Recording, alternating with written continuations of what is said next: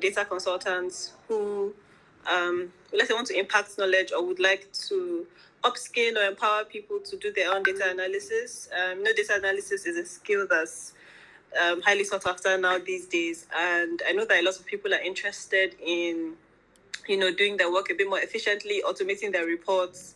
Some people just like the pretty visuals or pretty colors. So we're here for all of that. This is an introductory class. So if it's not something that you've done before or not something they're familiar with at all, it's nothing to worry about. We're starting from the jump. It's not that long ago that we were all, let's say, beginners too. So it's nothing and it's nothing too complicated that you not be able to understand.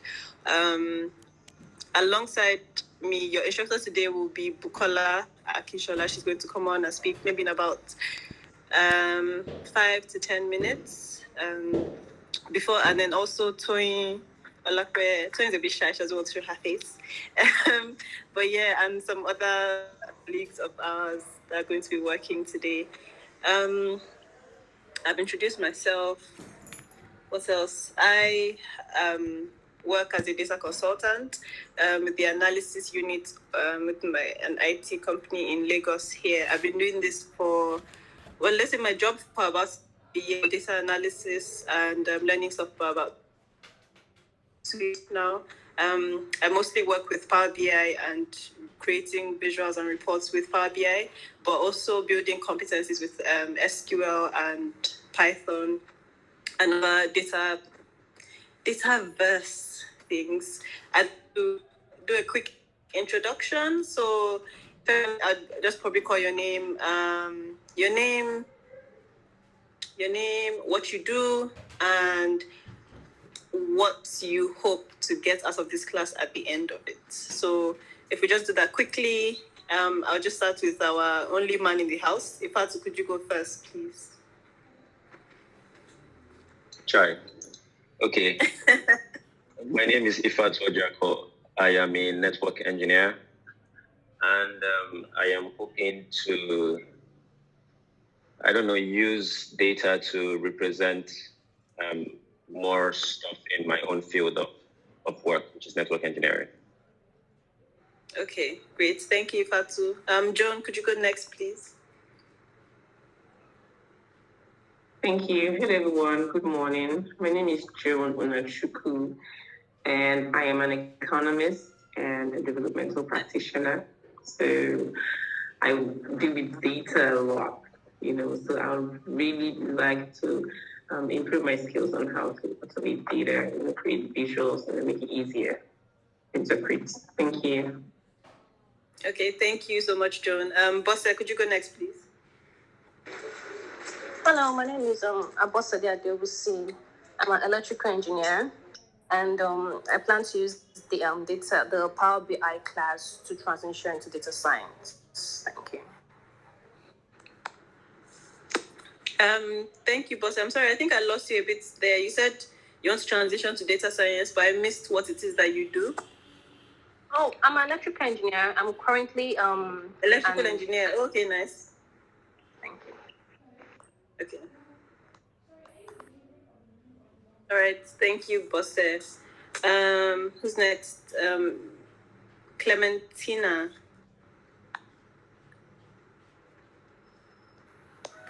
Hello, good morning, everyone. My name is Okoche Clementina. I work as a clinical data officer. So I want to learn how to use Power BI to make better visualization and every other thing. Thank you. Thank you, Clementina. It's nice to have you here. Kenny, could you go next, please? Kenny Blessing. Okay, you just joined. We're doing introductions. And you're supposed to say your name, what you do, and what you hope to get out of this class.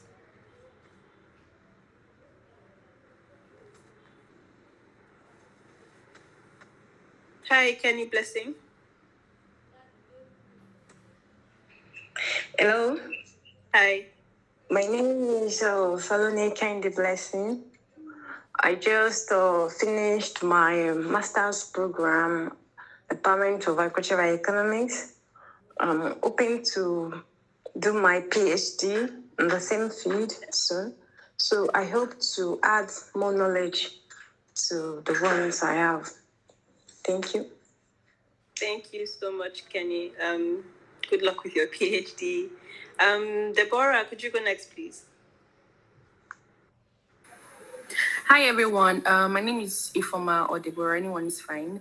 I currently work in customer success and customer support. I have been learning data analytics and other tools concerning data analytics for about 2 years now. And I've actually been self-teaching Power BI, but I just need to understand Power BI from a different perspective, and which is what I'm hoping to get from this class. Okay, I'm looking forward to hearing your contributions. I'm expecting that you're the one that's even going to teach us today. Maybe we should just put my video off now and join the audience so that Deborah leads our session. I'm excited to have you here, Deborah.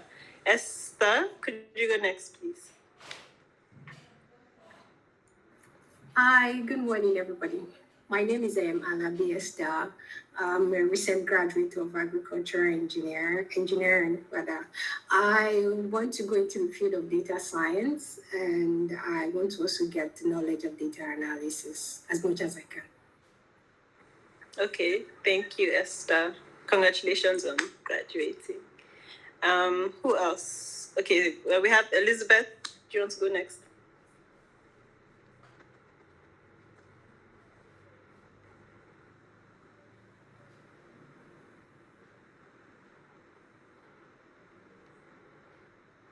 Elizabeth or Norma?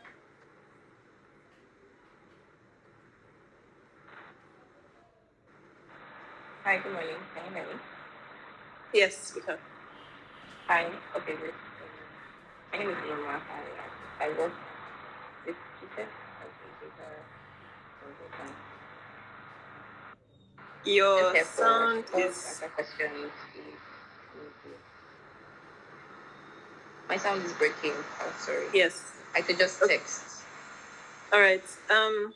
Okay, we should be starting soon. Thank you, everyone, for your introductions. The host is your instructor will be sharing her screen. The way that this is going to go, we're going to go through some slides, and then we're going right into the demo sessions, and then we are going to hand out some assignments. I hope that everybody got the email with the prerequisites. Has everyone downloaded Power BI Desktop onto their laptop? Please just signify. You can just unmute your mic and say, yes, I have. If you have, so we know that that's something. If you haven't, please download it. Because we'd really Yes, I have. Okay, great. Yes, I have. Yes, I have. Yes, I have. Okay, great. That's great. Because we really would like you to be able to follow along and actually like do the things yourself. There's no better way to learn than through doing. So I'm really excited that that's there. Do you have any questions before we start, or any comments you'd like to make? Hi, I have a question. Okay, hi. Yes, I can. Okay, so I sent a mail that was I think 2 days ago, and I got a response. I was asking if the class would be recorded, and I got a response that it would be. So I wanted to ask how we get the recorded class. Is it through our mail or is there a platform to get that? Yes, probably will be mailed to you at the end of outside the class. Okay, thank you. All right, thanks. Are we good to start? Give me a second, please. Let me just confirm that everything is set up and we're ready to go. Hello, please. I have a question. I didn't join from the onset, so I would like to know the organizers of this program because I don't know. I just know that I keep on applying for several opportunities I see online, so I don't know how this one came about. Okay, I'll just quickly go through that. My name is Kite Koiki. With two of my colleagues, Buki and Toyin, we decided to create the training workspace. Training workspace is, at the moment, we'd like to say, to train beginners on how to use Power BI for data analysis. and we understand that there's a huge demand for data analysis skills, and it's something that we're quite passionate about how to get other people in. And this is because all of us came from fields that were not related to data analysis. So, there's some people here who are economists, agricultural engineers, electrical engineers, and things like that. I myself, I'm a mechanical engineer. Tony is also an engineer. Buki was in customer success. So we were able to learn and transition into the field. So we understand, let's say, coming from a different field into data analysis. And that's something that we want to help people achieve, really. If they're interested in using data and improving your reports or improving your analysis skills, then that's something that we're here for. We aim to expand our lessons. We'll go into intermediate and expert levels, but at the moment we're doing introductory classes. So this is for people who want to understand the fundamentals and the basic things that you need to know to create reports in Power BI. All right, thank you very much. All right, thank you, Clementina. Okay, so we're good to go now. We're going to start. I'm going to hand over to Buki. If you have any questions at all and you'd like to put them in the chat box, just put them there and we'll reply if you have any issues or any comments or things like that. Yeah, okay, great. Thank you guys for coming once again. I hope you enjoyed the session. All right, Buki. Thank you, Kite. Good morning, everyone. Could you please confirm that you can hear me? I can hear you from here. All right, thank you, Clementina. Okay, so as Kite has introduced us, my name is Olubukola Kinshola, but for short, you can call me Bukola. And I'm a data consultant also. I work with Kite and Tony. Tony is the other person. Then we also have on the call some of my colleagues who are also data consultants. We have Norma and Elizabeth. You can reach out to any one of us after this class if you have questions or you're trying to navigate the data analysis field. You can reach out to us. Before we dive right in, I just want to, I don't know if Kite mentioned this, we are all Microsoft certified data analysts, so you're in good hands, and they are also Microsoft certified trainers. So we can dive right in. I'll be sharing my screen. Please confirm when you can see my screen.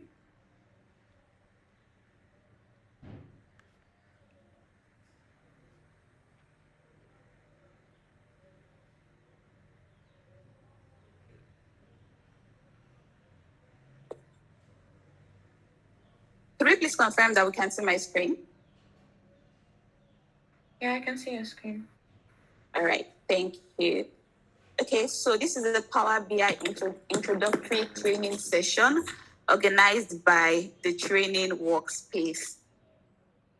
So I've introduced myself. Yeah, I love watching movies and I love learning new things. I'm a data consultant and Microsoft certified data analyst, as I have mentioned earlier.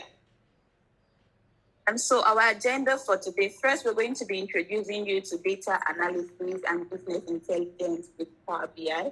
As we mentioned earlier, this is an introductory class. We know that some of you might be familiar with data analysis already, but we want to touch the ground from the beginning. So we're going to be talking about Power BI for data analysis, because that's the tool that we'll be using for this class. And our first exercise is to build a sample report. We're going to be showing you how a Power BI report looks like.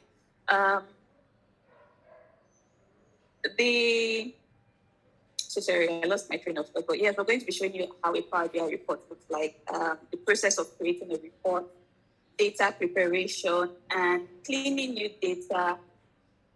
data using Power Query. So let's dive right in. What is data analysis? Can anybody please unmute and tell me what they understand by data analysis?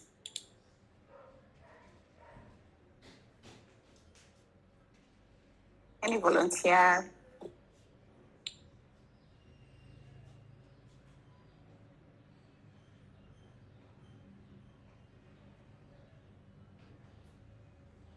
Hi guys, can you hear me? I hope I'm not talking to myself. Yes, you're not talking to yourself. I think we might have to nominate him.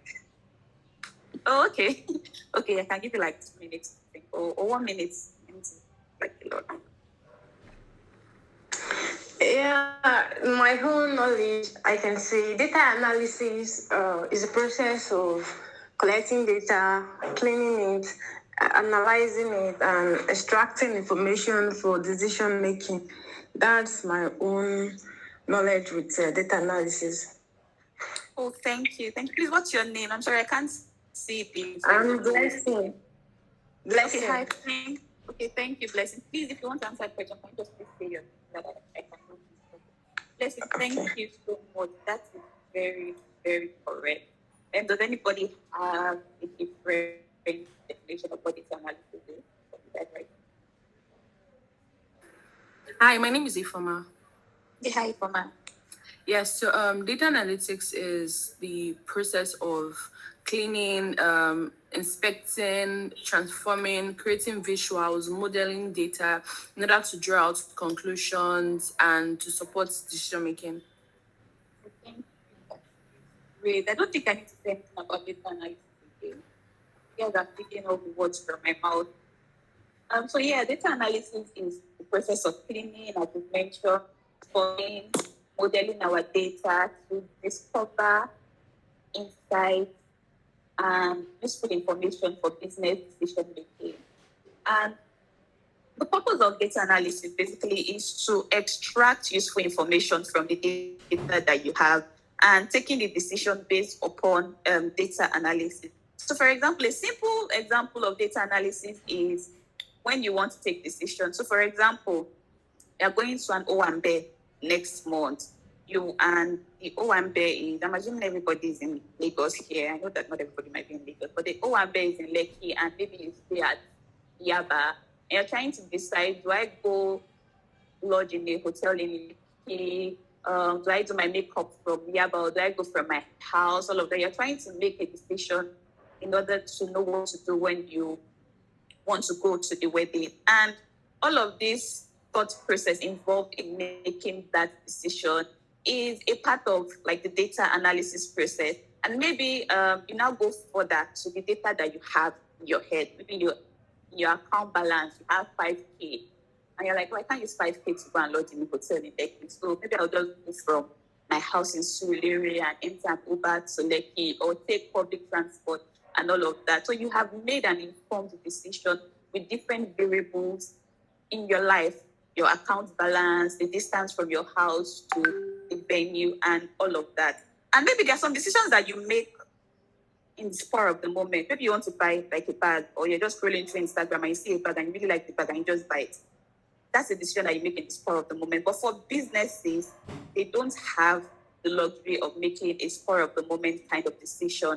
And that is why they need to make informed decisions using data analysis. And there are a lot of popular tools that are used for data analysis. We have Excel, we have Power BI, Tableau, Domo, and then we have some programming languages like SQL and Python. We also have R. These languages can also be used for data analysis. Okay, so does anybody have any other data analysis language that they currently use in their business or they have learned that we haven't covered? Anybody?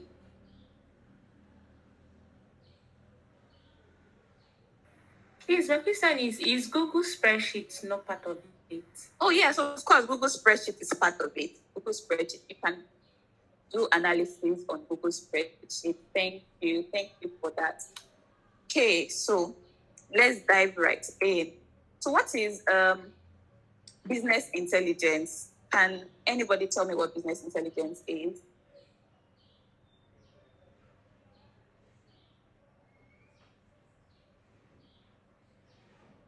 Anybody? Are you going to nominate for me?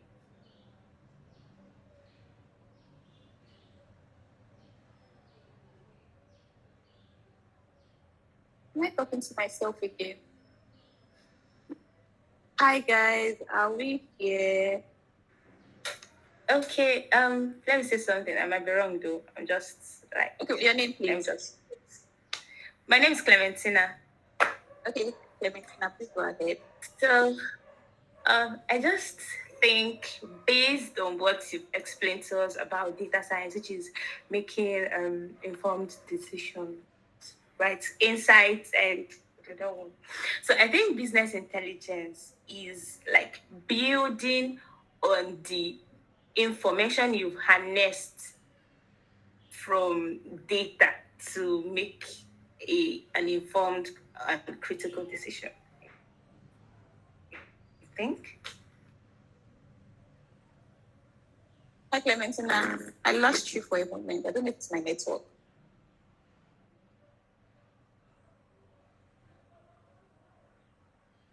Do I go? Hi, can everybody still hear me? Okay, please go over it again. Sorry.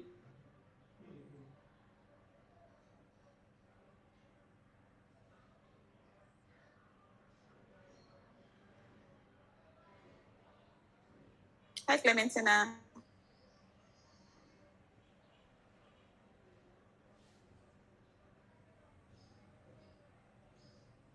Can you still hear me? Yes, I can hear you now. My network. Whoa. So I think business intelligence is whatever you get by making decision from data. Okay, thank you, Clementina. Okay, that was a good one. So for business intelligence, when you hear intelligence in the tech space, just know that there's some kind of technology that is involved. Yeah, and business intelligence is basically a technology-driven process for analyzing data and delivering actionable information that helps businesses make decisions. That is what business intelligence is. It's basically a technology that helps to analyze your data. And business intelligence is a very crucial aspect of any business. And as part of the BI processes, organizations collect data from maybe their internal IT systems, external sources. They prepare this data for analysis. They run queries against the data. They create data visualization, dashboards, and reports to make analytics results. And these results are available for business users for operational decision making and strategic planning. And there are lots of BI tools, and these tools can help you automate your monthly reports. They can help you monitor progress.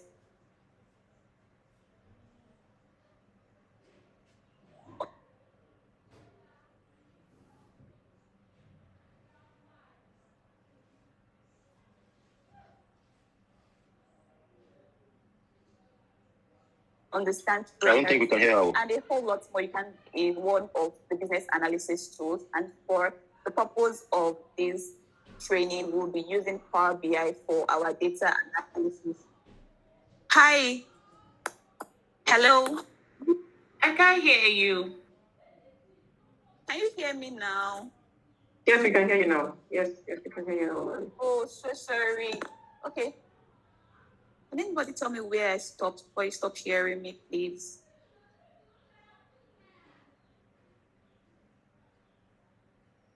You said business intelligence is used to monitor reports. I think that's where I go wrong.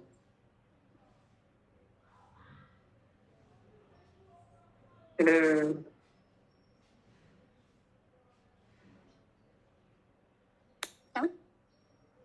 Okay, thank you. So I said that you can use business analysis, business intelligence tools to automate your reports, monitor progress, to understand trends, do comparison, and do different type of analysis with your data. There's customer segmentation analysis, there's customer retention analysis, and all of that. These business intelligence tools can do all of those analysis. And for the purpose of this training class, we'll be working with Microsoft Power BI. So as Peter confirmed earlier, I'm assuming that everybody has downloaded Microsoft Power BI to their system. So Microsoft Power BI is a Microsoft data visualization tool that is built on SQL Server, Excel, and Power Query. I'm sure everybody is familiar with SQL Server and Excel, and maybe you might not be familiar with Power Query. So Power Query is a data transformation and data preparation engine, and it comes with a graphical interface for getting data from sources and also an editor to apply transformations to your data. When we are doing the demo, we will be able to take a view at Power Query. Power Query is also a tool by Microsoft. So Power BI also consists of the desktop version, online service version, that's the Power BI service, and you can also view Power BI on your mobile devices. Mic check, please can you confirm that you can hear me? I go on to the next slide. Please, your voice is breaking from this end. Okay. Does anybody else have that issue too? I can hear you clearly from here. Okay, thank you. So Power BI Desktop is free, but the online version requires a license. You can also log into Power BI and have access to the online Power BI service. But if you don't have the license, you will not be able to share your Power BI reports.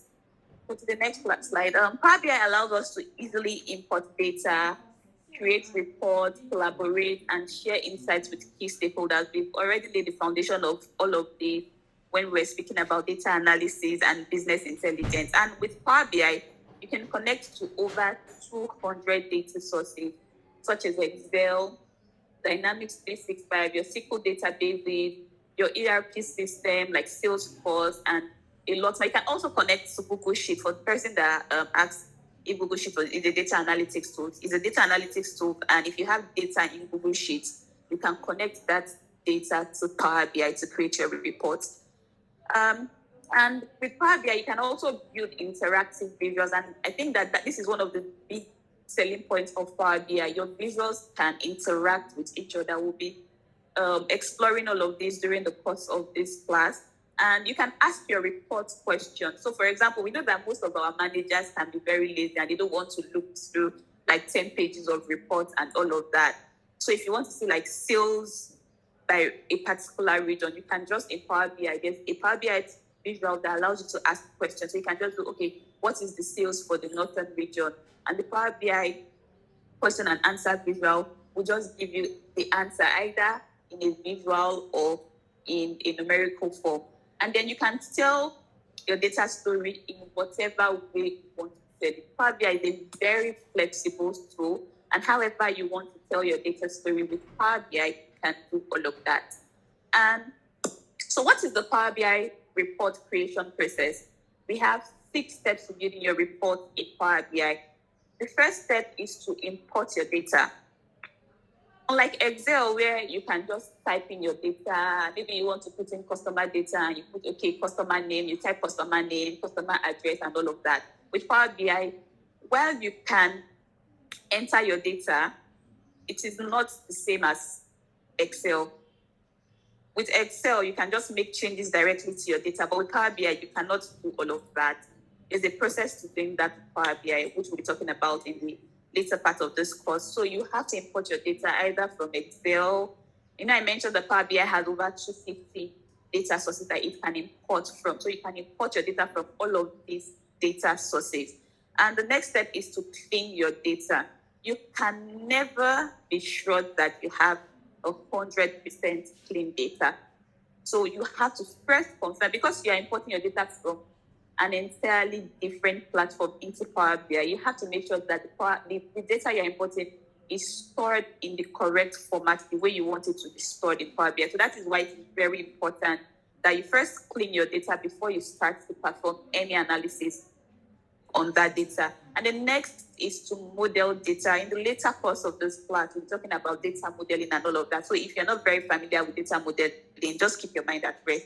We'll give you an in-depth tutorial on data modeling and visualizing your data, which is what people usually see, and they say, oh, you have a very beautiful report. With Power BI, you can visualize your data and create beautiful reports.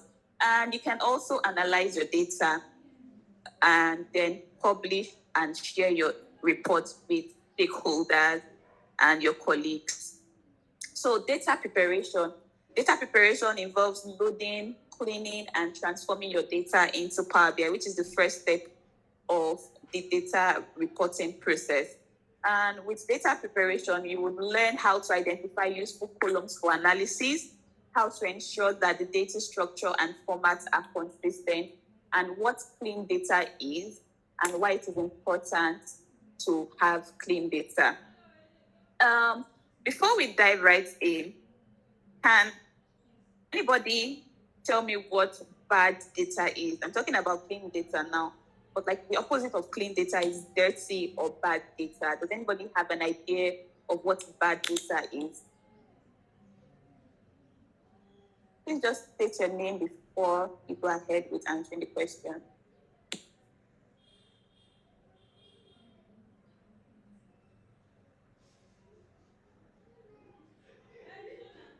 Hi. Hi, my name is Deborah from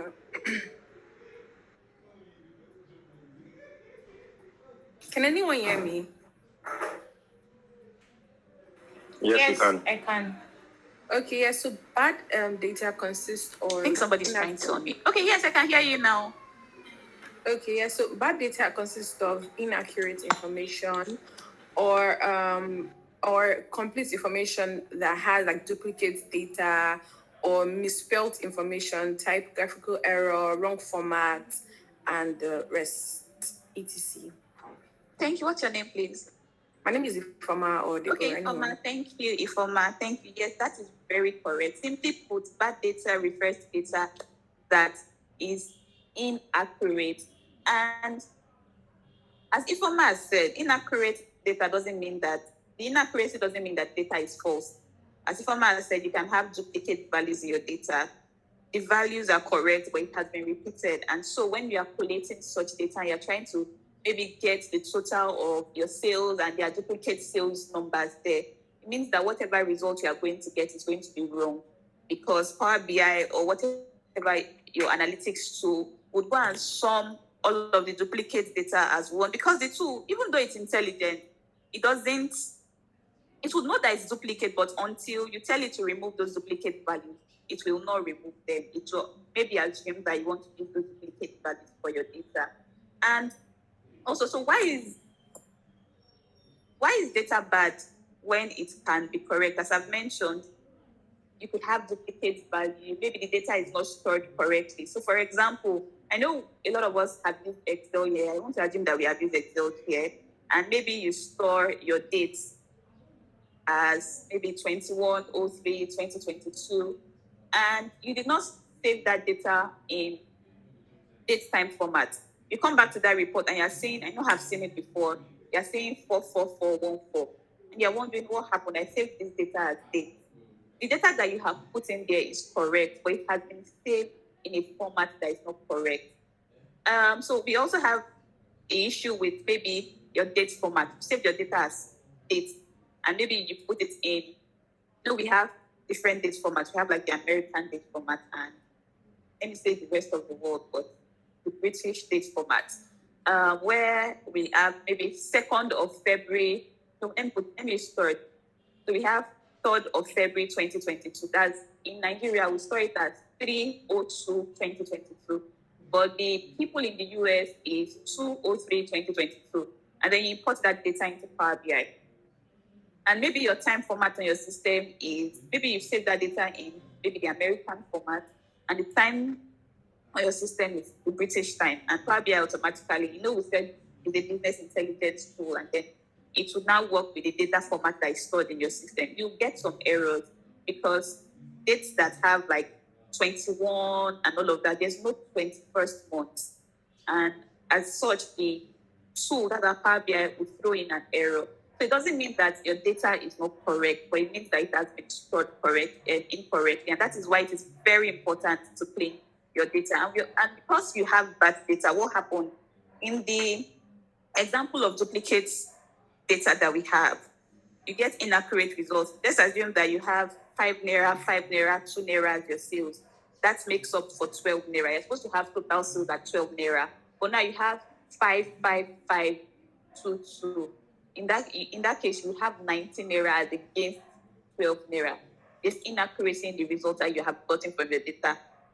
Power BI is not wrong for giving you that result. It means that there's something wrong with your data. So most times when you're trying to perform analysis in Power BI, and you notice that the result it is giving you is not correct, it's always very important that you go back and look at the data, look at what is happening in the data, because the tool has done what you have told it to do. So most often it is because of maybe the formula that you have written, or your modeling or data that you have put in is not correct. And sorry.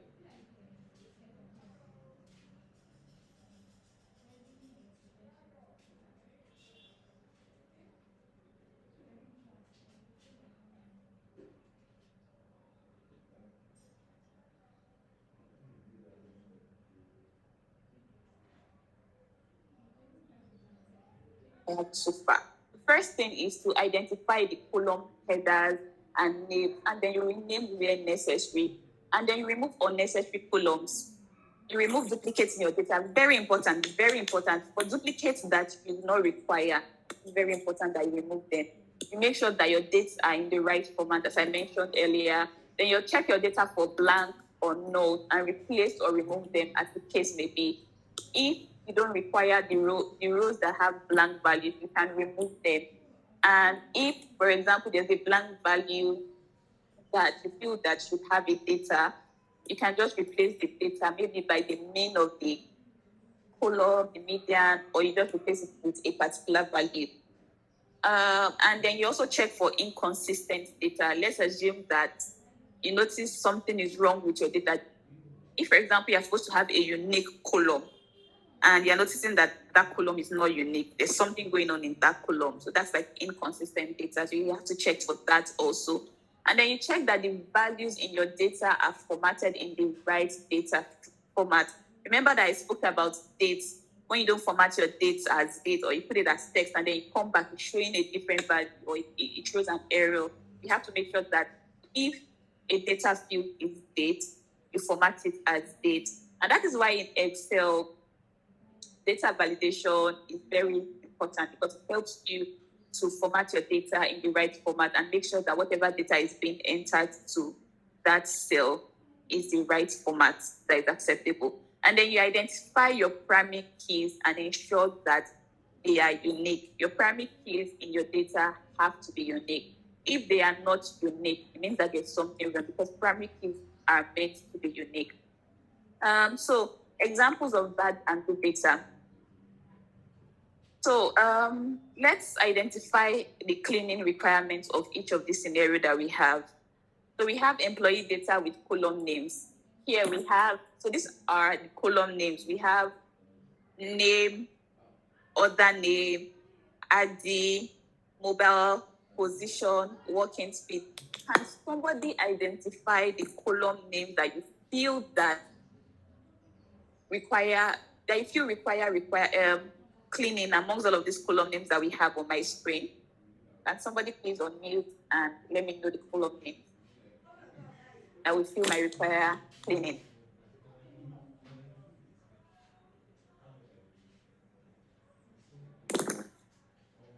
Please state your name before you respond if you'd like to respond to my question.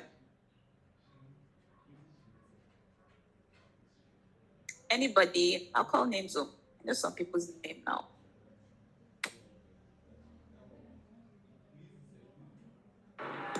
Hello. Hello, good morning. Hi, good morning. Please, what's the question? Can you repeat it? Okay, Yes. so I said that this is an employee, a list of columns for employees' data. We have name, other name, adding, mobile, position, and working speed.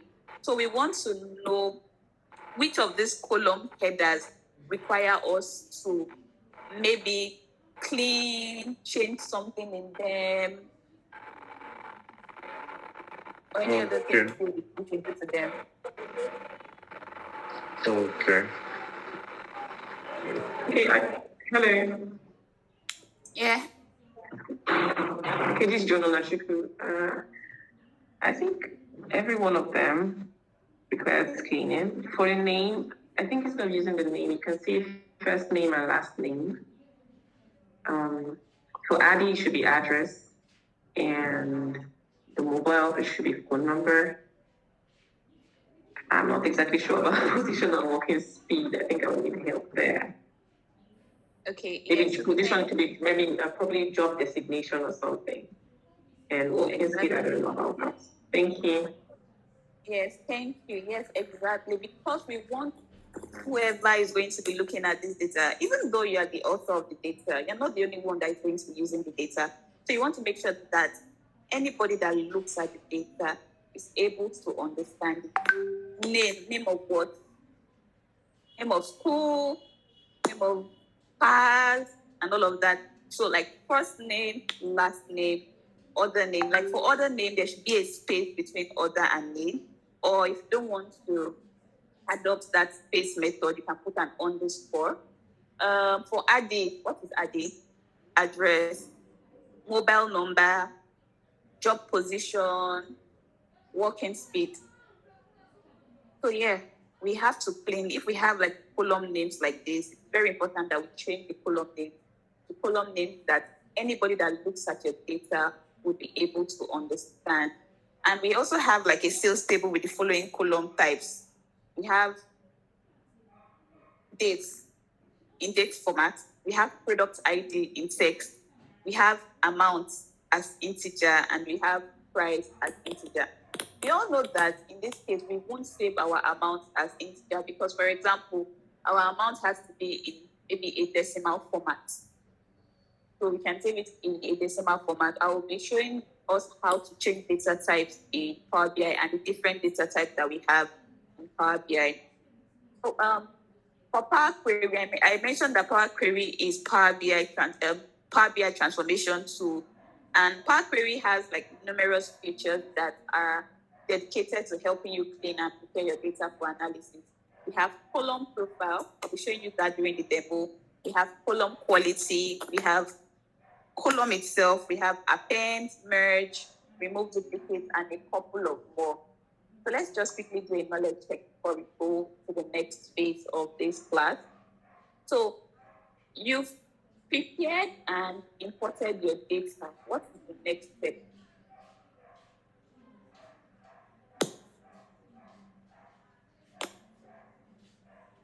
Who's going to answer this question for us?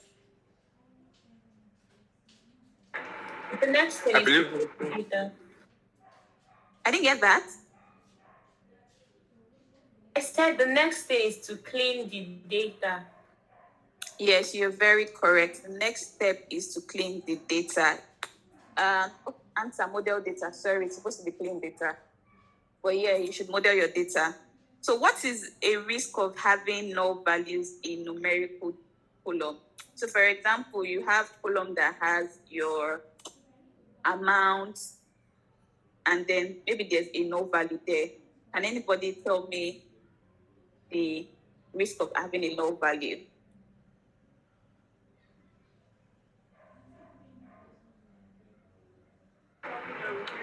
So I believe the essence of a column that has an amount is for you to be able to do some calculations on it, maybe some average or so. But when there's a null column there, you might not be able to perform those calculations. So it's better you replace that null column with a figure or something. Yes, thank you. That is very correct. It's very important that if you have no columns in your data, you replace it. It's either you do like an aggregation, a mean, and all of that. The answer, I can give you inconsistent results for aggregation, such as finding the average value. Yes, thank you. So let's go into our demo. Yeah, so that is all for our presentation. Sorry. Before we go into our demo, let me just give me a second. Sorry.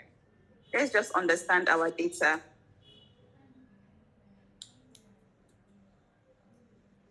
So I'm sure we all have this data downloaded to our system.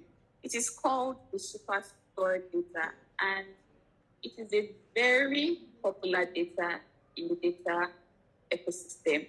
It is what many beginners use to perform analysis on their data, because most most data analysts work in businesses, and this data is very rich, very rich. When we delve into it, you would understand better. So this data is data for a superstore, and I'm assuming it is an online store because it has order date and ship date. So let's assume that you place your order online, or you call in to place your order. And when you place your order, you have an order ID assigned to your order. You have an order date, a ship date, ship mode, customer ID, customer name, and a whole lot of other columns that speaks to your order. And then we have a table called log sales table that has location information. We also have a product table that has the list of all of the products of this superstore company. And then we have the sales team information that contains a list of all the sales team members. So we're going to be working with this data and importing this data into Power BI. We also have one other data set called the customer data. That's customer.csv. We're also going to be working with that data, and that data is also related to this superstore data. So let's go into the Power BI desktop environment.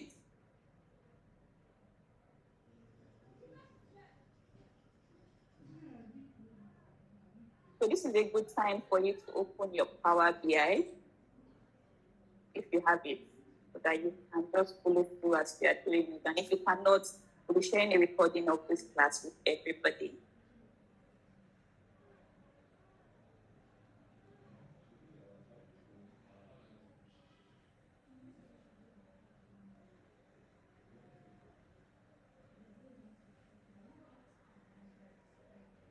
Okay, so this is the Power BI environment. Has anybody used Power BI before now, or opened the Power BI environment? Maybe you've not used it, but maybe because we said you should download the Power BI and then you try to explore the tool. Has anybody done that? Yes, I have like a very little idea of Power BI already. Oh, okay, that's great. Okay, so I'm going to be teaching everybody, like, don't know what Power BI is. So when you open Power BI, this is the first screen that opens. And in all honesty, you don't really need this screen, but it is like a shortcut screen.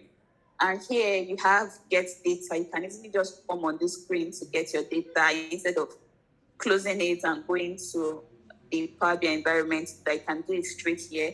And if you have recent sources that you've gotten data from, you can just access those sources here. These are recently opened reports. If you want to open other reports, you can do that. If you want to collaborate and share your report, you can do that here. And then this is like a Power BI blog forum that tells you what's new in Power BI, what you can do with Power BI and all of that. But I'm not going to be using this screen at all. I'm going to just close it. And this is the Power BI environment.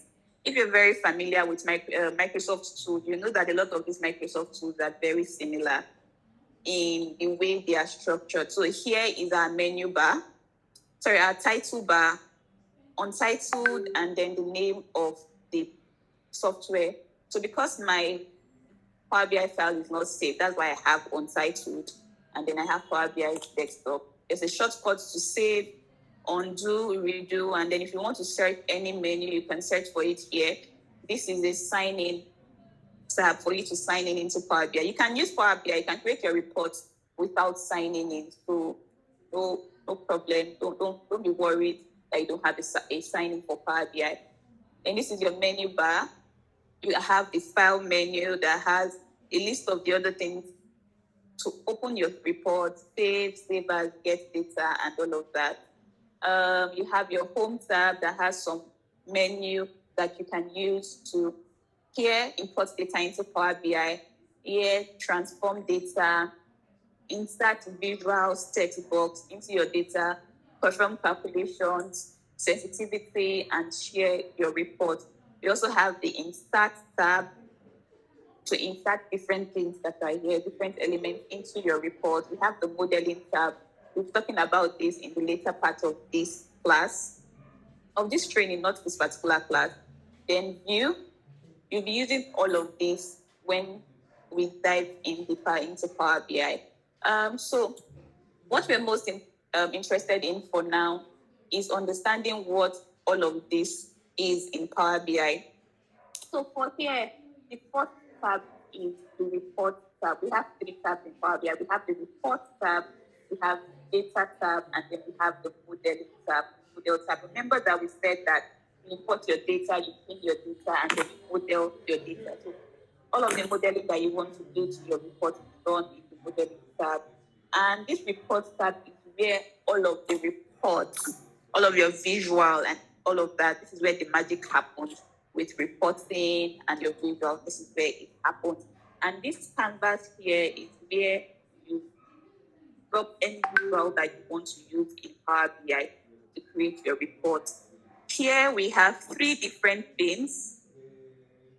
We have the filters pane, we have the visualization pane, and then we have the fields pane. So, for example, in this filters pane, and I know that we probably already know what filter is by the name. If you want to filter a certain part of your report, you only maybe the year 2022 data, you can just come here and put 2022 fields here. And what happens? It applies that filter, that's 2022, to this entire page. That's why we have filters on this page. We have filters on all pages. Let's assume that you have 10 pages and you want that 10 page to just show you 2022 data. You can come here and drop 2022 fields. When we go ahead with this class, you'll understand all of these concepts. You can drop 2022 fields here and all of your reports will be filtered to only 2022 data. Then there's also one other filter option, which is filter on this visual. We filter on all this visual here because we don't have any visual here on our reporting canvas. That is why that option is not showing here. But once we have visuals, we will be able to see filters on this visual.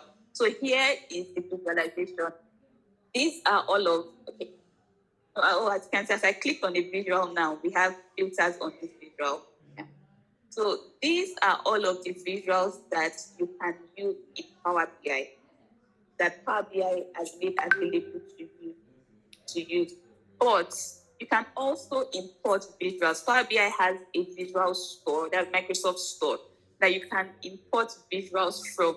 If you have a visual that maybe you have used before and you stored it as a file, you can also import that visual into Power BI and use.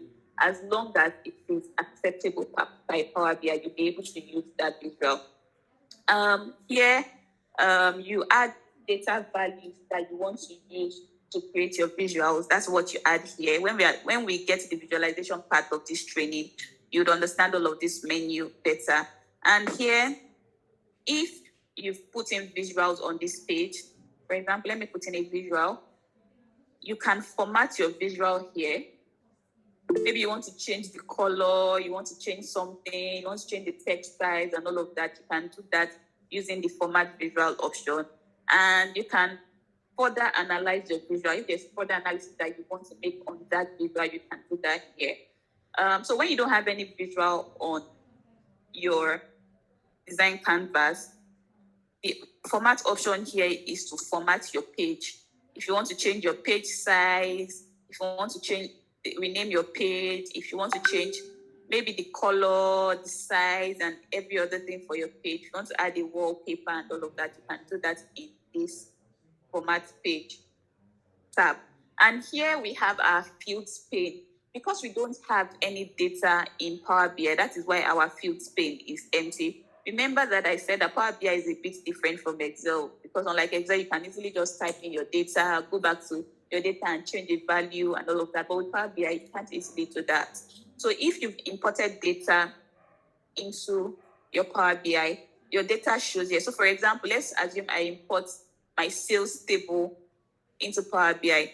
I have a field called sales, and then a drop-down menu showing me all of the column headers of the sales table. So for example, I have sales amount, sales price, quantity, and all of that. I would have them as the drop-down menu here. When we import data, you'll be able to see all the fields that we have here. Then here we have page. You can add more than one page to your report. You can add as many as 10 to 20 pages, page 1, page 2, and all of that. In case one page is not enough for the reports that you want to create, you can add more than one page. I'm going to be creating this page that I added. Okay, please, before I go to the next pane, do we have any questions so far?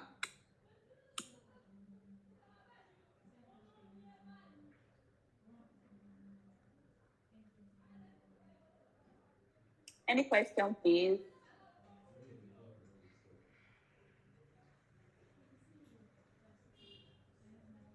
I'll ask questions. Or can we hear me?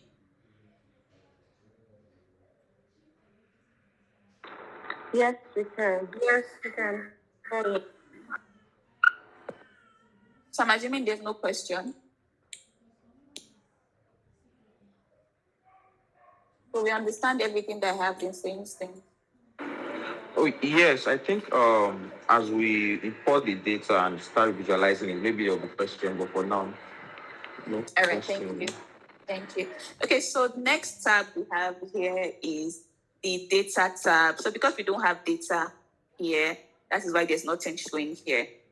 As I mentioned, also the fields pane so that you can easily have access to the different tables that you have imported. And here is the modeling tab. When you get to the modeling bit of it, you would understand this tab better. So before I go into the importing data, I just want to create a small report. Don't just assume that you already know what I'm doing. I'm going to explain how I got to all of that.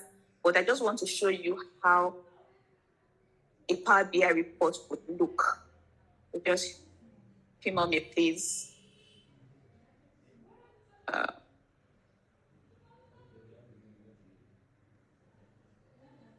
I'm going to be taking us through all of this process. I just want us to see how the end result of a Power BI report looks.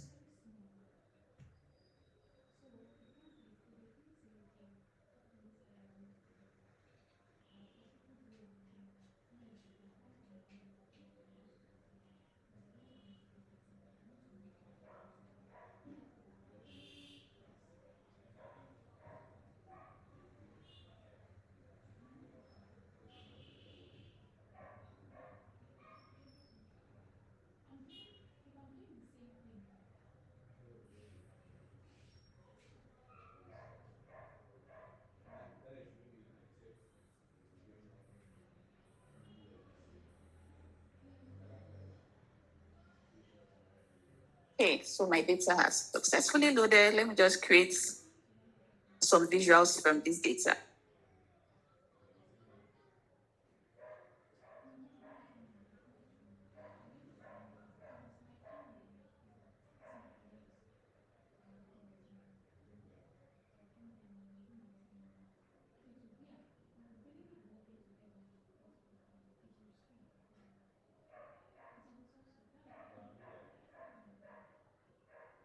Okay, so I'm still here. Once I'm done with this, I would explain the process of doing this with us.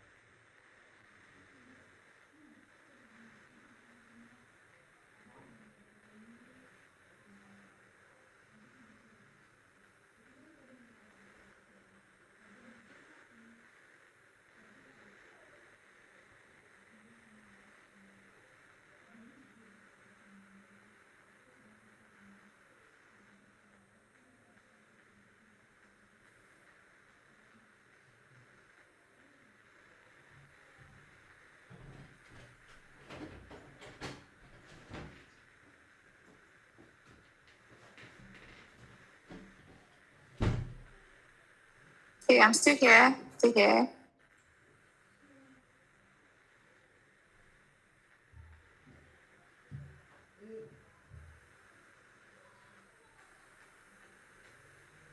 so the first thing I did was put in a text box to give a title to my report, and now I'm putting a card visual to show me the total profit. I'm not doing all of the analysis involved, so I'm just going to do very easy visuals that doesn't allow me to calculations and all of that, so that we don't waste time on this. I just want to show you how a Power BI report looks like. I know we've seen it before.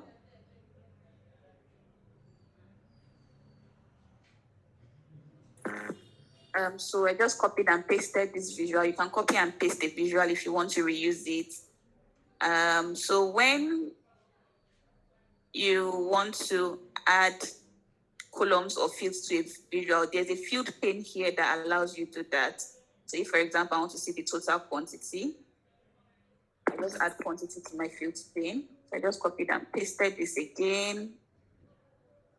I'm going to cancel my quantity, and maybe I want to see my total sales. I can do that too.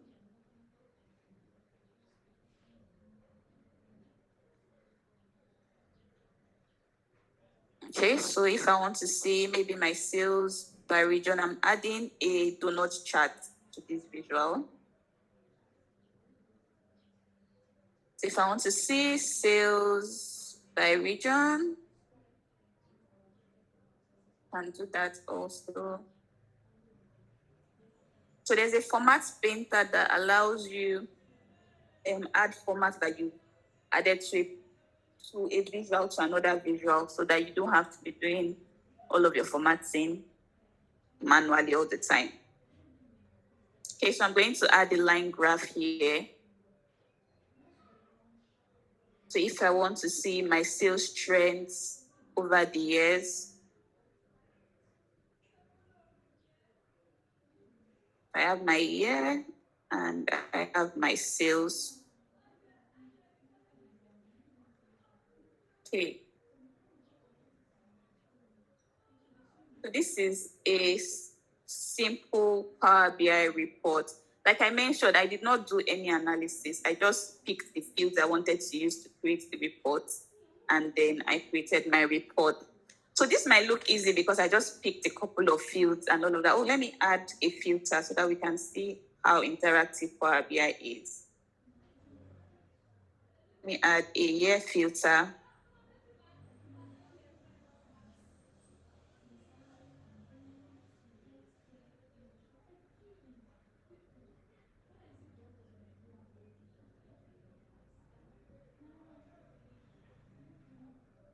Okay. So we have years 2014 to 2017. So if I change the year, numbers in my visuals will change because I have changed the year to 2015 to 2017. And that is how Power BI works. So, like I said, this report took me less than 5 minutes to create, or 10 minutes. There are times when you spend up to a month or more than a month trying to create a Power BI report. Don't be scared. It's not because creating the report is hard. It's just trying to find a logic that works for your data, or trying to manipulate your data to give you, because Power BI is very interactive, and you also want your report to update. So maybe, for example, when I have 2014 to 2017, when I add 2018 data, I want my report to be able to pick the new data I have added to my data source. So all of those manipulation and all of that might take time. If you just create a report without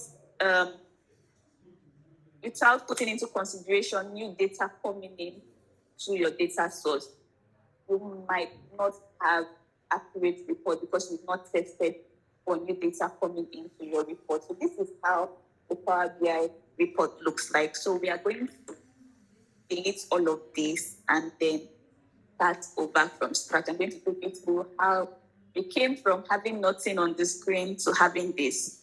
Let me add a new page. I don't have to delete this one after the other. I'm going to delete this. And this page one. Yeah.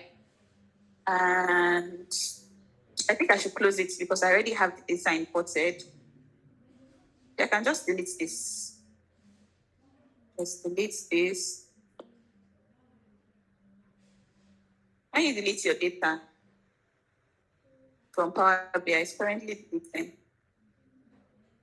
There's no Ctrl Z to bring back that data. So for example, where I've deleted my data field here, you can see that my undo is grayed out and my redo is grayed out. I cannot undo a deleted data field or a deleted page. So please, if you feel that you are not sure that you want to delete something, please don't delete it until you're very sure that it's what you want to delete. So let's dive right in. As I mentioned that you can import data from numerous data sources. I just want to ask, I want to assume that we have looked at the data that we shared with us. Can anybody tell me the format of the super stored data that we shared?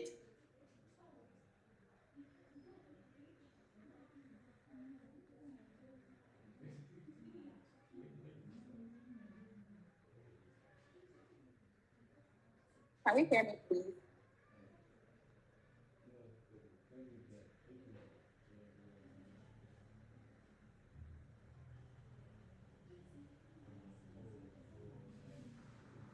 Any options?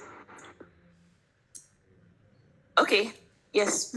I'll say SQL data, Excel, CSV. Yeah, those three. Is in Excel format. Excel format. Okay, thank you. Yes, data is in Excel format. So because the data is in Excel format, that means that when we are getting our data, we are going to get our data from our Excel source. So you need to know the format that your data is stored in. The other data there is a CSV data. The data is stored in CSV format. We all know that CSV data can open in Excel workbook. That doesn't make it an Excel format.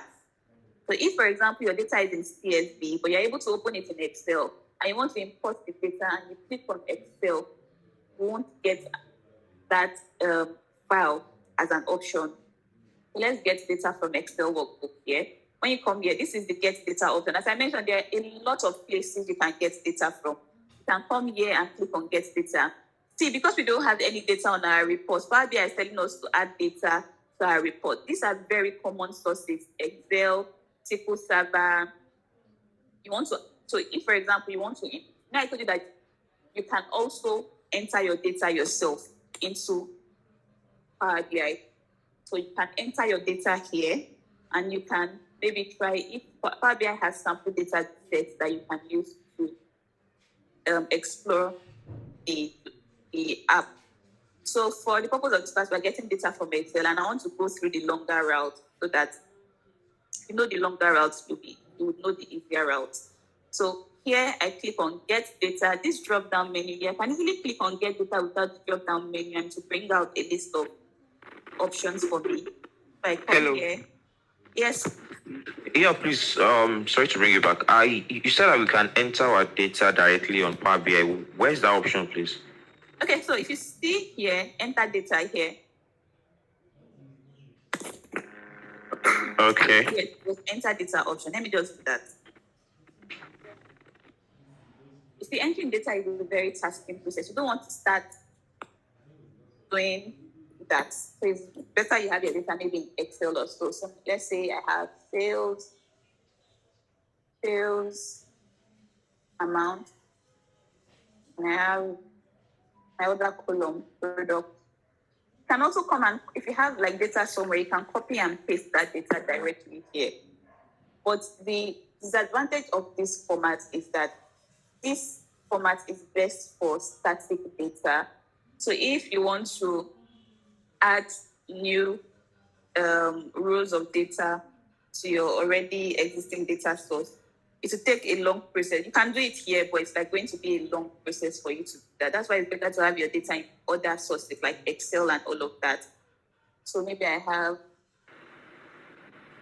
500, I sold biscuits, that sort of thing. And then once you do that, you can load your data or edit your data. Editing your data is transforming your data. We'll talk about that when we want to work on the Excel source. Okay. So if I want to, let's say I want to paste the data, do I need to specify the number of columns and rows, or if I paste it, it will just generate the right number of columns and rows?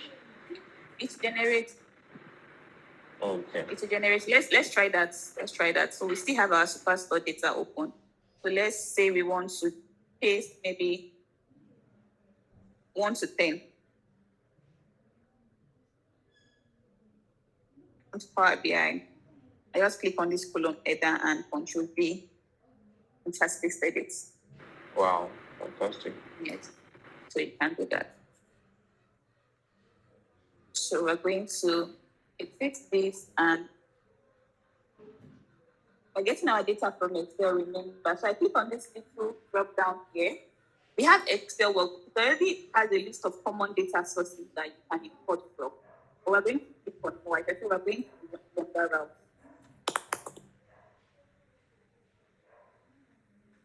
There's going to be a pop-up screen that comes up.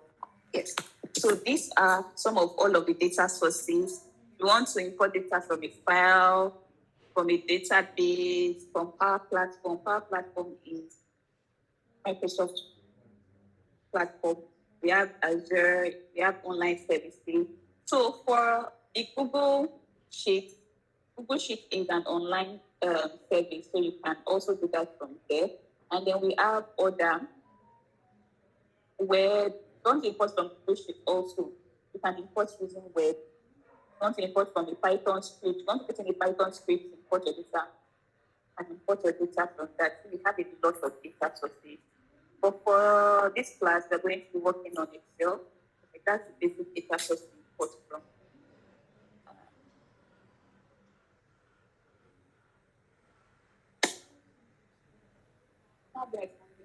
So Excel, so I just click on Excel and I click on Connect. So I already have my Superstore data here. Remember, I mentioned that if your data is in CSV format, I have a CSV data in this same folder, but it's not showing here because I selected Excel source, and it shows me data that is strictly in Excel format. But if you maybe open Excel format because you're in a hurry, you can still come here and click on all files here, and it will open all of your files here. But because it's just like a filter, you have filtered to Excel format, so it will only open Excel format files. But I want it to show me all of my files, so I can click on all files. And even if I import my CSV format, it will not show me an error. It will still import my CSV format. So Power BI is that flexible. So let's go back to Excel so that we're not confused. So I click on my Superstore data and open.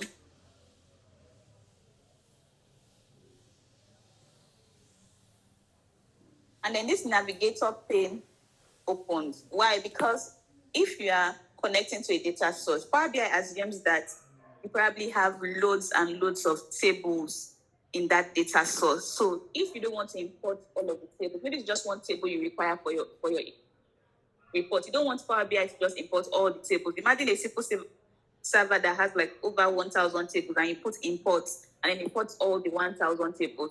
The Power BI is going to be very slow. So that is why this navigator pane is there, so that you can select the tables that you want to import. So if, for example, you're not very sure of what is going on that table, you can just come here and select, and then it shows you your data, what is going on that table. It doesn't show you all of the data, it just previews a portion of your data. You have others, same thing. So for this class, we're going to be importing all of this data. So we'll come here and select 1, 2, 3, 4. If you have like thousands of tables, you can also search for the tables that you want to import with this search bar. So now we have selected the tables that we want to use. What next do we do? There are two options here. We have load and we have transform. If you click on load, what it does is it directly loads your data into Power BI. If you click on transform your data, it takes you to Power Query. remember that we said that it is very important to clean your data. No matter how sure you are that your data is clean, still try to transform the data to be super sure, because you are importing this data from a different data source and you don't know how Power BI is going to import that data into its system. Maybe it has, see, for example, now this our sales rep here. When we had it in Excel, let's go back to Excel, is in column 1. And we're assuming that sales rep, sales team, and sales team manager are all column headers. But when it came to Power BI here, column 1, column 2, column 3 are our column headers, not the sales team, sales rep, and sales team manager. So in this case, this is where bad data comes in. Because if, for example, I want to see all of my sales rep, it's going to show me sales rep, which is my title, my column title, as part of my data, the values in my data set, which is wrong. So that is why it's very important to transform your data first. But let's assume that you can click on transform data and it will take you to Power Query straight up. You can try it out. But let's assume that you are in a hurry and you forgot to click on transform data and you go ahead to click load. This pop-up screen is not going to come up again. But let me go to transform data, then I will come back and click on load straight so that we can see what happens there. Let me transform data. And when I transform the data, it takes me to Power Query. Power Query is different from Power BI. As I mentioned, Power Query is a transformation tool by Microsoft. So whatever transformation you want to do, that's why I said you cannot manipulate your data like that in Power BI. You have to do all of your manipulations or your transformation in Power Query. So with Power Query, you can make any changes you want to make to your data, but it's still restricted to the kind of changes you can make though. So let me close this. And I want to going to discard my changes. So I want to do that thing where you load your data without cleaning it. Maybe you've forgotten. Let me just go to Excel workbook straight.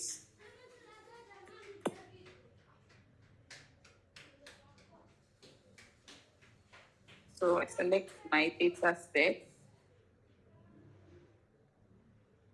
And then I load it. So the data loads directly into Power BI. So I've loaded my data.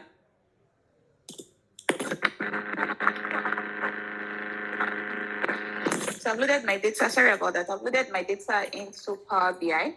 So I still have some transformation to make to my data. I can come here.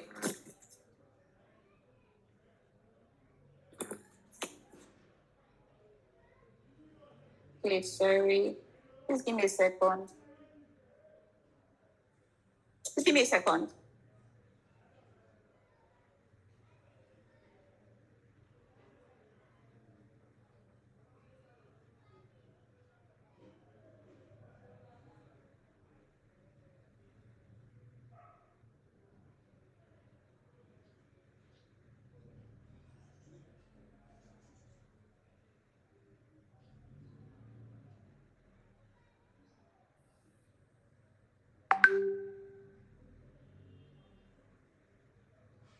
Okay, sorry about that. Okay, so let's assume that I forgot to load my data in. Transform my data. I'll come here, transform data. I can click on this straight or click on the drop down option. If you want to change your data source settings, you can do that here. So I click on transform data and it takes me to Power Query. So don't fret if you forgot to transform your data. So also, we did forget to import one table because if you come back here, we have the product table. So I forgot to import my product table in. In Power Query, you can import data into your Power BI report with Power Query. So I will just come here, new source. Here, this is the option for new source. I click on the drop down and I click on Excel workbook and it opens this and open. So the disadvantage to this is if, for example, you really don't have anything that you're doing in Power Query, you have to do in Power Query and stay and you close your Power Query without applying, because there's an option to close, and apply. You don't apply your changes. Whatever data that you imported into Power Query would not reflect in your Power BI report. Let me just select my product table. I'll show you what I'm saying now. Okay.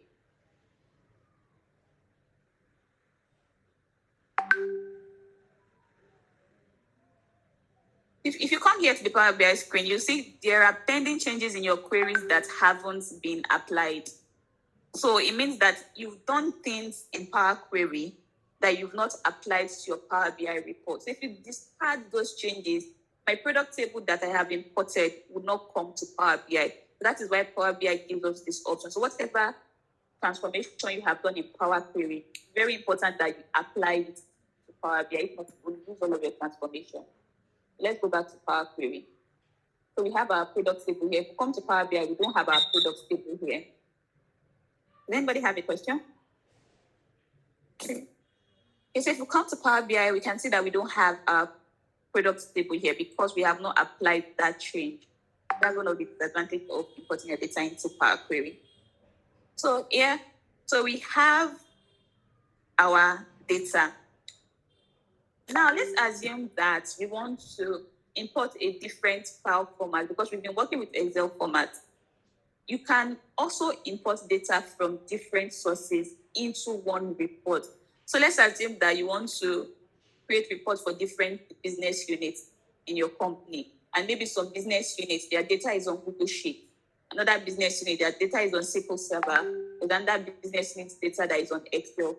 You can import that data from any of those sources into a single report. So now we want to go back to import our customer data that is in CSV format. So we come here as we have done and click on new source. The option here, text/CSV. So we click on that. And now we can see that, remember I mentioned that my superstore and my customer data are in the same file. So we can see that my superstore is no longer showing because it's in Excel format. Just my customer data because it's in CSV format. If I do all files, I will be able to see my superstore data. But want to import only the CSV format. So we click on this and open.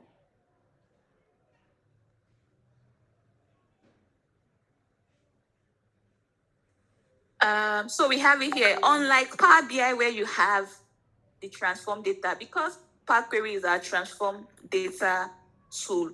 That's why we don't have transform data here. So when we click on OK, it loads the data here and we can do whatever transformation that we want to do in Power Query. So so here in Power Query, here we have queries.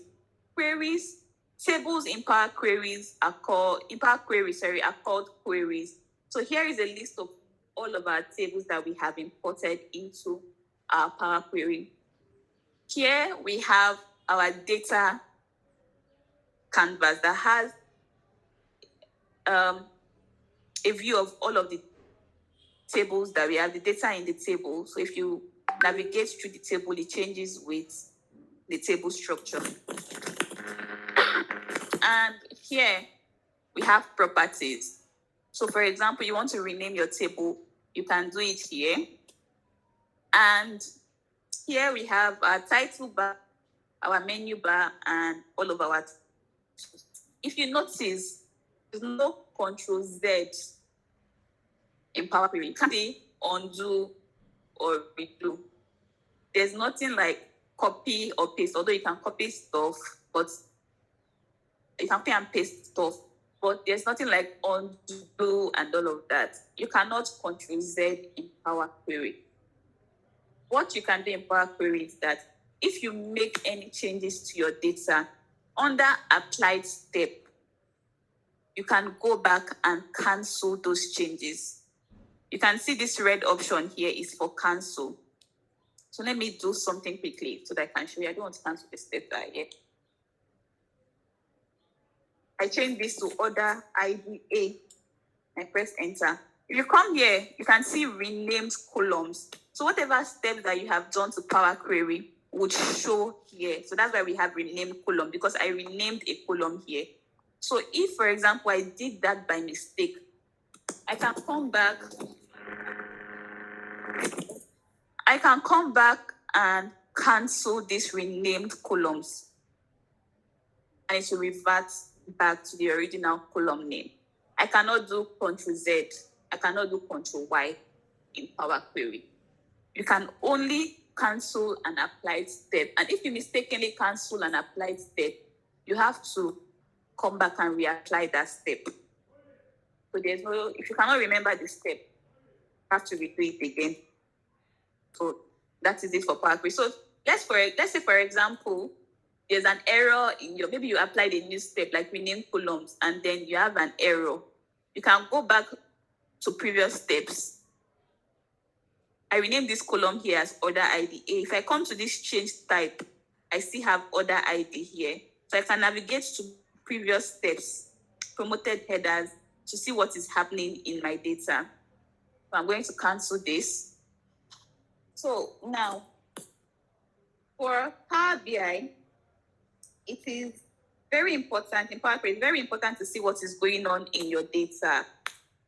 You cannot, if you have like 1 million rows of data, you can't start scrolling down. Now we have like over 1,000 rows. You can't start scrolling down to view all 1,000 rows, to see what is going on in your data. So that is why Power Query has a view. Let me just remove it. Called column quality, column distribution, and column profile. And as the name implies, what does column quality do? It shows you what is going on in your data. If we click on column quality, we can see the quality of our data. Is our data valid, 100% valid? Is there error in our data? If there's error, it gives you the percentage of error, and then it shows you the error that you have in your data. If you have empty values in your data, it also shows you those empty values. For column distribution, it shows you the distribution of the columns. If I select other dates, for example, we have 373 distinct values and 133 unique values. So for example, remember when I said that for primary key columns, they have to be unique. And maybe we are having, instead of 30 unique values, we're having 29 unique values in your column, or more than 500 unique values in your column. It means that there's something wrong with your data. And so that's what column distribution does. For column profile, it shows you what is going on in your column. It just helps you do a brief analysis on your data. So now we can see that for this order date, we have 1,000 values in order dates. We have 0 errors, 0 empty values. We have 373 distinct, unique, your maximum and minimum dates and average. It also does a bit of analysis for you in your data. So let's go to maybe the sales column, for example. We have no error, no distinct. For our minimum sales value, we have 1.08. For our maximum, we have 8,000, an average, and all of that. So that is what column quality, column profiling, and column distribution does to your data. I'm going to be switching off this column profiling for now. And when you apply all of these options, it applies to all the tables in your data. We select this, we can see the column profile for that column. Okay, so let me do it. So we're going to be spending the next 20 to 30 minutes to clean this data. And number one, looking at my screen now, can anybody tell me anything that is wrong with my data? I can see something that is glaring, or can somebody just point it out to me? I'm going to assume that I cannot see it. There's a null value in the states column. Yes, there's a null value in the state column. Thank you. So we are going to first remove that null value in the state column. As a data analyst, you probably know it's always good to familiarize yourself with your data, to understand some things that's going on with your data, so that when there are empty values like this, you can know what to do with them, because you already understand what is going on with your data. So for this state empty value, we can see that there's consistency here. We have Los Angeles, all of it is in California. So we know that we can easily replace that empty value with California. So what we will do here is, if you come to the Home tab, there are different transformation options here. We have choose columns, remove columns, keep rows, remove rows, split columns, group by, replace values, use first row as headers, and all of that. For this, we want to replace null. Remember that I said that for Power BI or Power Query, you can't come here and double click and type. You can't do that. You have to use one of the transformation steps to do it. And one of the properties of this transformation step is that if I come here, click on this column, and I want to replace this null value, and I come to this option, replace values, and I replace, it's an intelligence tool, so it has already known that I probably want to replace the null value. And I say I want to replace null value with California.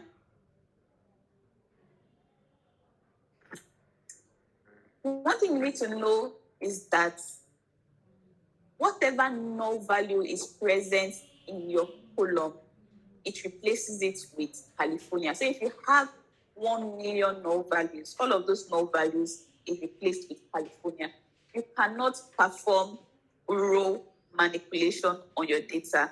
Whatever changes or transformation you are doing on your data is going to be applied across all the rows in that column. So let me cancel it. Now, I want to be sure that all of my null values are only where Los Angeles is. So I can come here, see this little drop-down menu, it's a filter menu like we have in Excel. We can click on it, and it will show me all the list of values in that row. Because as I mentioned, the data is very big. We have a lot of columns there. It might not show me all of the values. So I can come here, uncheck select all, and check on null only, and click OK. What happens? I have filtered my row to only Los Angeles. Let me iterate this again. Whatever step you've applied applies permanently on your data once you close and apply, and it loads to Power BI. So if after I've filtered this row, I now close and apply to Power BI, what will be imported to Power BI is just this table showing like this, Los Angeles, null, and this. Just this table with one row. That's what's going to be imported into my Power BI. I only did this filter to just check something on my data. Although you can reverse it, you can come back to Power Query after you've imported to Power BI and cancel that applied step. So I'm going to cancel this applied step. Oh, and I also want you to know that you can rename the applied step. Well, not all the applied steps that you can rename. Okay, you can rename the applied step by right-clicking and renaming. Maybe you changed a column called location. I can just say change location ID column.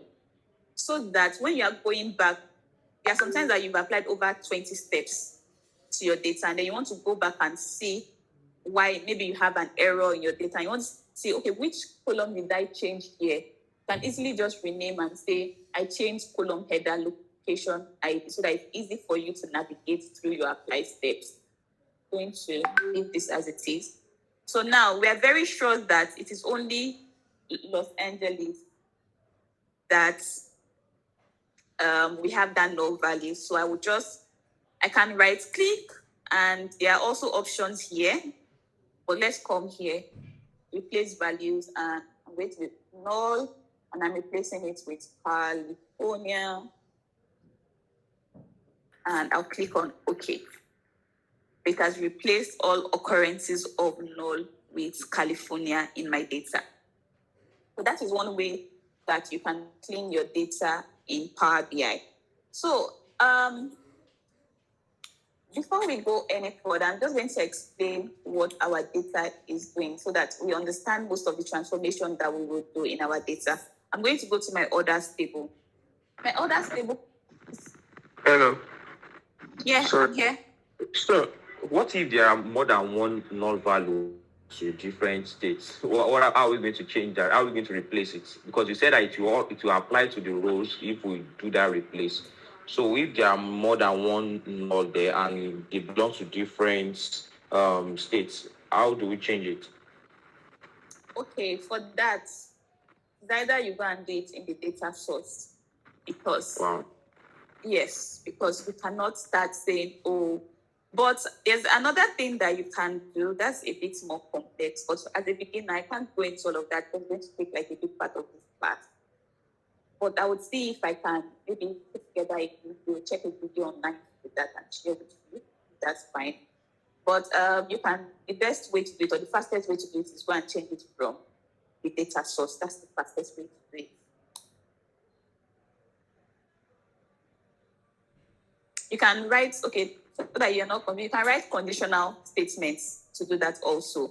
Maybe create a new column that says, okay, if the city is Los Angeles, replaced with this, you can do all of that in Power Query. But for the purpose of this class, we won't be covering all of that. Or you can reach out to any one of us after this class. Happy to do that. All right, thank you. Okay, so for the other table, we have another question.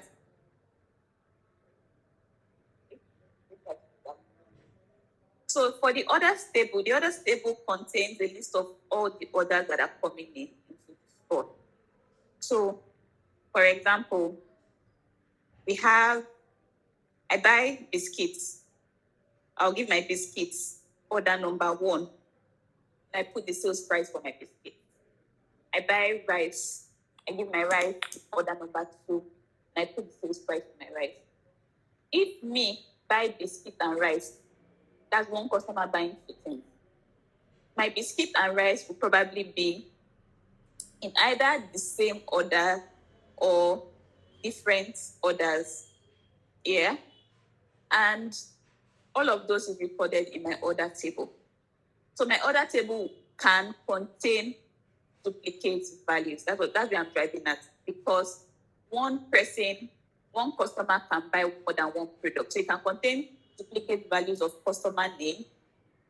It can contain duplicate values of customers' product and all of that. But my location table is a dimension table. And what a dimension table does is it explains information in your fact table. My order table is my fact table because it contains, when we move into modeling, we will understand the concept of dimension and fact table better. So please, if you don't understand it now, it's fine. When we go into modeling, you understand it better. So it contains all of the locations that all my customers can come from. It means that for my location table, I don't want to add any duplicate location because I just want to show a unique location of all my customers. So if we come here, we have 221 distinct value and 54 unique values. We have unique values here, but all of these unique values are not distinct. We need to have a total of 54 unique values and 54 distinct values. We don't need any duplicates in it. And for us to remove duplicates, we have to remove duplicates from our primary key. Location ID is a primary key column in the location table. If we come to the orders table, we would also see location ID here. Let me just look for that. Okay, we have location ID. In our orders table, it is a foreign key. The concept of foreign and primary key would also be taught in the modeling section of this training. So location ID is a foreign key in our orders table, but a primary key in our location table. And remember when we're talking about data cleaning, we mentioned that our primary key columns must be unique. If I come here and I say I want to remove duplicates from maybe let me use state. Okay, maybe the region. I want to remove duplicates from region. If I remove duplicates from, let me just do that. I'll show you how to do that. We only have 4 locations here. But we should have different locations in different regions. That is why it's not advisable to remove duplicates from a column that is not supposed to be a unique value. So I'm going to cancel this and come to my location ID column. I'll select it to remove my duplicates. So if I come here to my transform tab, sorry. In my home tab, I'm looking for remove duplicate. Sorry, I cannot see it.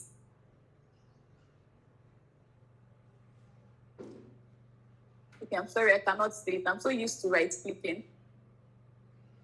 But let's just do the right clicking. I'll check for it.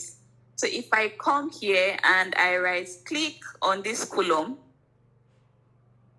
there's a couple of options that is here. Here I have remove duplicates. You can see remove duplicates here, then I click. What happens in my applied step here, I can see applied step, and it has removed all the duplicates. So we have 632 distinct and 632 unique locations that our customers are coming from. So we only have unique location here. Let's see if there's any other transformation that we have to do to our location table. Okay, so yeah. Oh, and I just remembered. Norma just told me that remove duplicates is under remove rows. Yeah. So if you click on the drop down of remove rows, you see remove duplicates, remove blank rows, remove errors, remove alternate rows, bottom rows, and top rows. Yeah, so that's where the remove duplicates is hiding. Sorry, I'm so used to the right clicking. Okay, so thank you for that, Norma. I think that all of the transformation that we want to do in our orders table is fine. We are good to go. As a data analyst, you would know what you want to do with your data, the kind of transformation that you want to perform on your data. So let's go to our orders table. Oh, before we go to our orders table, yes, we have to make sure that our data types are written correctly. If we come here just before the location ID, we can see ABC. City, we can see ABC, state ABC, postal code 123, and region ABC. So ABC means it's in text format. 123 means it is stored in a whole number format. If you click on that icon that has the data type, that's 123 ABC, you see the different data type here. If it's in 1.2 decimal, if it's in dollars, fixed decimal, and all of that. Postal code is in 123. But I don't want my postal code in 123 because any column that is numerical, either it is in decimal, fixed decimal, whole number, or percentage. What Power BI does is that when you import it into Power BI, remember Power BI is a business intelligence tool, and it assumes a lot of things for you. And sometimes it even assumes things that you don't want it to assume. So if you come and import this data into Power BI, what Power BI will do is it would sum all of this postal code and sum it or do an average or whatever you want on it. But postal code is not supposed to be summed. So we save it as text because we don't want Power BI to come and sum it for us. So we save it as text number, text format. As I mentioned, a lot of the transformation you want to do on your data is based on your understanding of the data. So we go to our orders table. I always say this, that for your ID columns, always save them as text. The reason why this is saved as text is because we have some text values in it. Let's assume your ID column is in numerical value, like the way our postal code is 1, 2, 3, 4, 5, 6. Please save it as text because Power BI would see it as text and as a number. And if, for example, you want to see the total sales that is coming from a particular customer ID, you won't be able to see it because customer ID has been saved as a number, and it is going to show you the sum of customer ID, not the total sales coming from a particular customer ID. So here, our order date is already saved in date format. If you come here, our date is, this is the icon for date. Excuse me.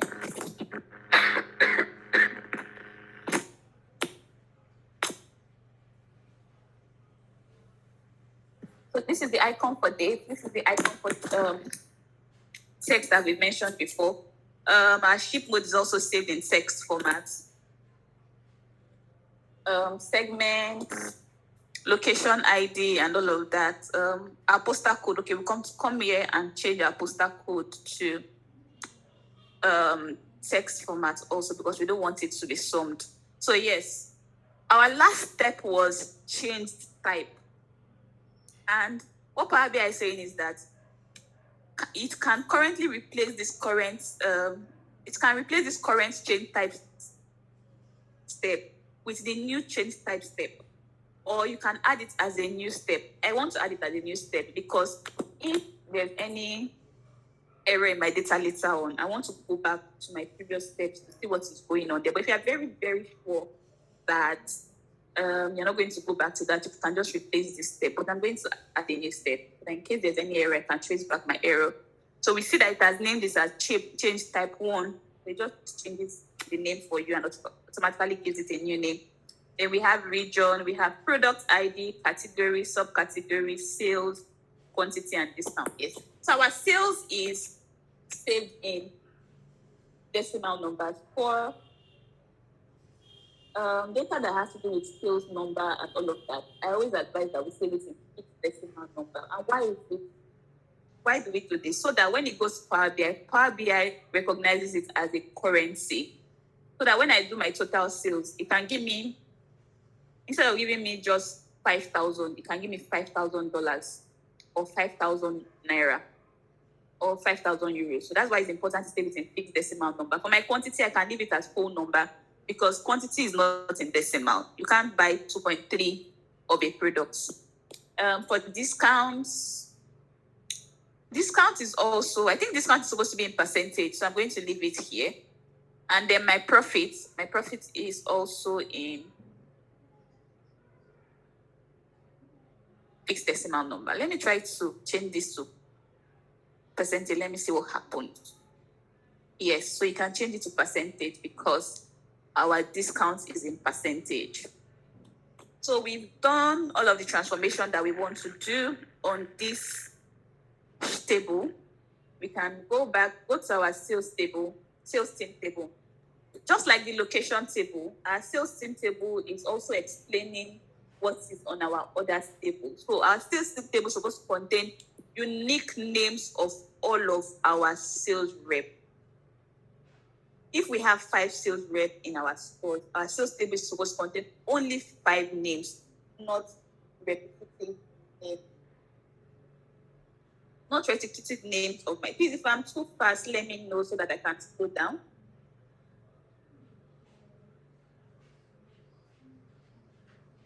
Not repetitive names of. Before we go to our products, I'm going to be asking some questions. Okay, so supposed to contain unique names of all of our sales team members. And can somebody just look at my screen now and tell me what is going on my screen? If they see anything wrong, I can see it, but I'm going to assume that I cannot see it. If they see anything wrong with my data.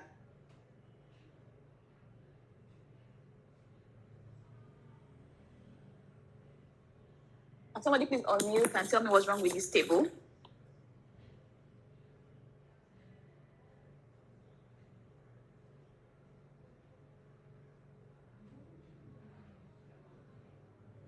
Hi, can we hear me? Are we still here? Yes, we're here. Yes, Okay, sir. can somebody just tell me what's going on? What is wrong with this table? I feel the column is wrong. You should promote the row 1 to be the first, to be the column headers. The sales rep, sales team, and sales team manager should be the column headers. Yes, exactly. We had to promote the first row to be our column headers. I hope that we are following though. Please, if I'm too fast, if you're not following, just let me know. No, I think your speed is okay. Okay, thank you. Okay, so we are going to promote our first row as headers. Most times Power BI usually does this for us, but maybe in our data source, we haven't marked our first row as header. Power BI might not be able to maybe see that row as header. So we come to our transform tab here, maybe after this class, you can just play around the Power Query to see the tab where all of the transformation are, because a lot of them are in different tabs. So we click on Transform tab here, and here we can see use first row as headers. Let's click on the drop down, little drop down here. We see use first row as headers or use headers as first row. In what situation would you be using your headers as first row? So let's say, for example, when you import your data, your organic is in your column name, your column header. This organic is also in the second column header and stuff. There's a mistake. So what you just do is use your header as first row, and then Power BI will automatically give it column 1, column 2, and column 3, and then you can come and rename it to the name of the column. So we're going to be clicking on use first row as headers, and then we have an applied step, promoted headers. And Power BI also, when you promoted the headers, because it's a business intelligence tool, it automatically changed the type of your data. So it's just assuming that our data is in sales format because it's probably stored in text format. So as I mentioned, for our sales table also, we want to make sure that we have unique value. We don't want, organic is showing like 10 times. We don't want organic to show a lot. We want unique names of all of our sales rep. So I'll come here, right click, and remove my duplicate as I did earlier. And now we have 14 distinct and 14 unique values. So we have unique names of all of our sales reps here. So let's go to our next table, which is our product table. I think we have to do the same thing for our product table. We have to use first row as headers because our product ID, category, and subcategory are on our first row. So we also do that. And let's click it straight instead of clicking the drop down. So do that. And then also it changes the type of the data. Okay. Then the last thing is our customer table. We have to do the same thing here. Okay, so for products also, we have to make sure that we have unique product IDs. So we also come to our product ID column and remove duplicate values so that we can have unique products. We've done that now. Yes, for sure. Then for our customer, we do the same thing, use our first row as header and remove duplicate customer IDs. So we've done that. So we can see that we have just unique customer name, customer information on this table. So let's go back to our queries. Remember when we were talking about naming our data, and we talked about making sure that our data is stored in names that anybody can understand. Our log sales. What does log sale mean? I don't know what log sale means. Maybe somebody shared with me this data, and I'm trying to wonder, okay, what does log sale mean? Log sale doesn't mean anything. This data speaks to location. So we can just easily rename this as location.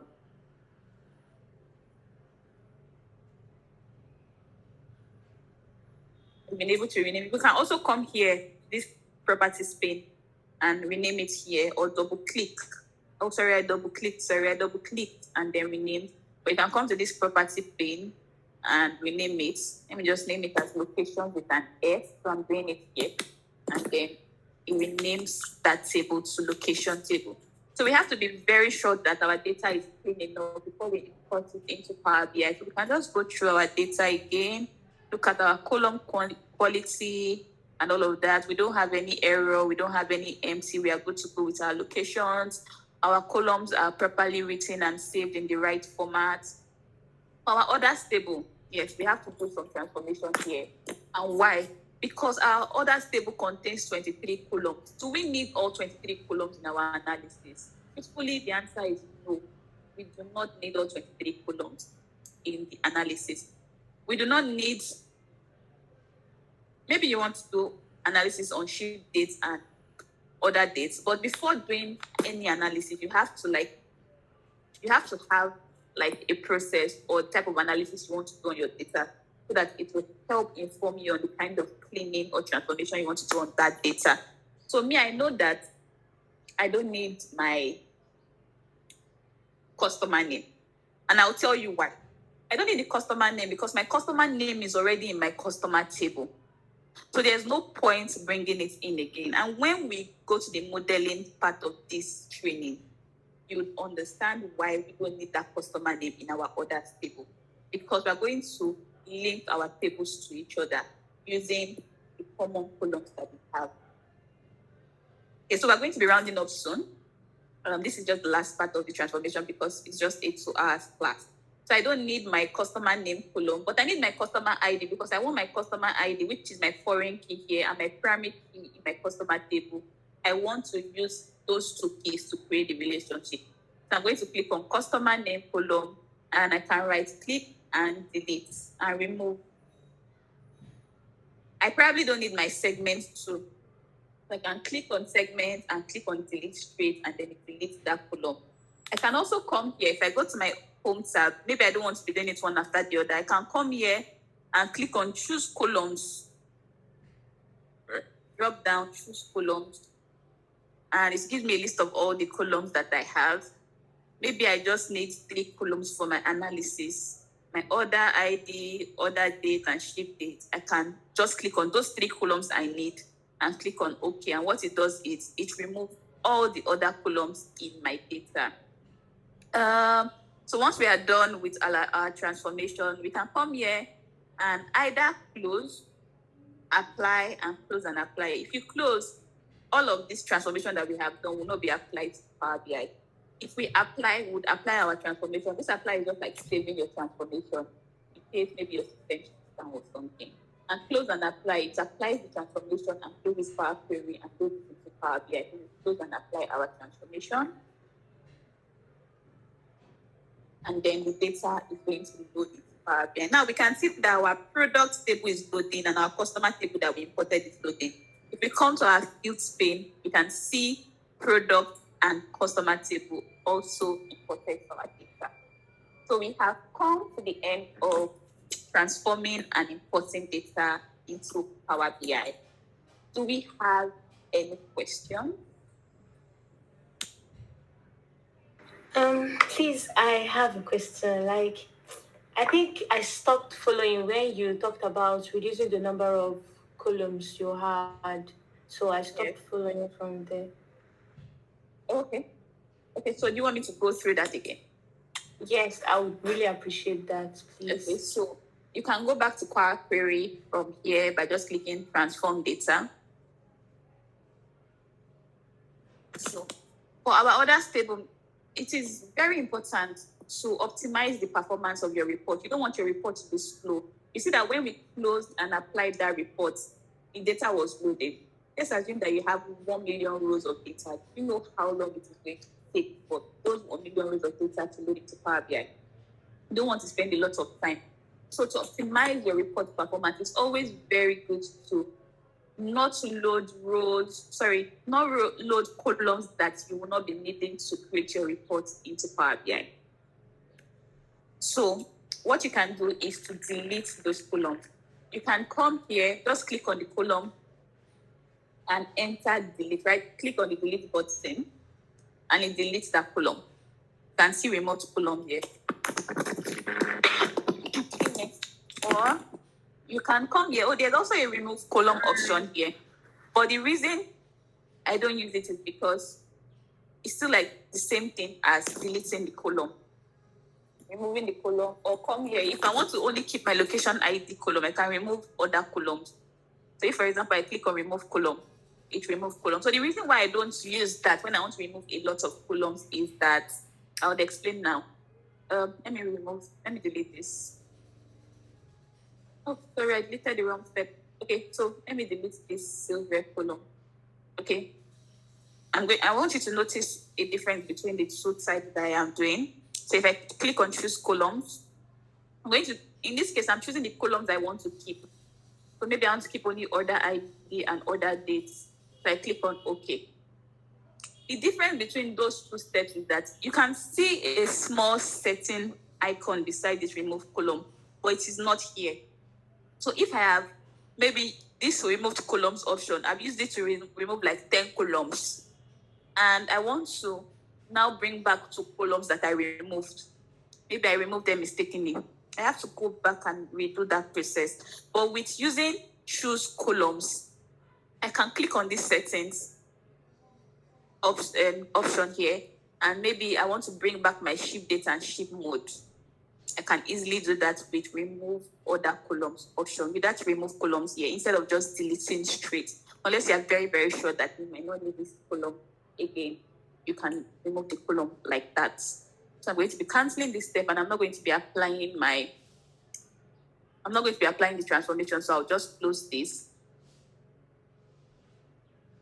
It said that there are pending changes because I've done some changes in my data in Power Query. Power BI would alert you that you have pending changes, but because I don't need those changes, I'll discard the changes. Okay, and does that answer your question? Yeah, perfectly. Thank you very much. All right. Does anybody have any other questions so far? I have a small question. So when you were going through the log sales, now renamed location, under the state column, under the state column row 7, there's the entry there is not on your screen. But what I have is... Can you repeat that? So under the locations listing, under the states column, row 7.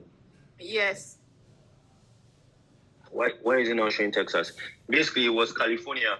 It was Los Angeles, California, and then there was this space, and then we had to use consistency to know that it's California that should be in that space. But basically, It was null on your own screen.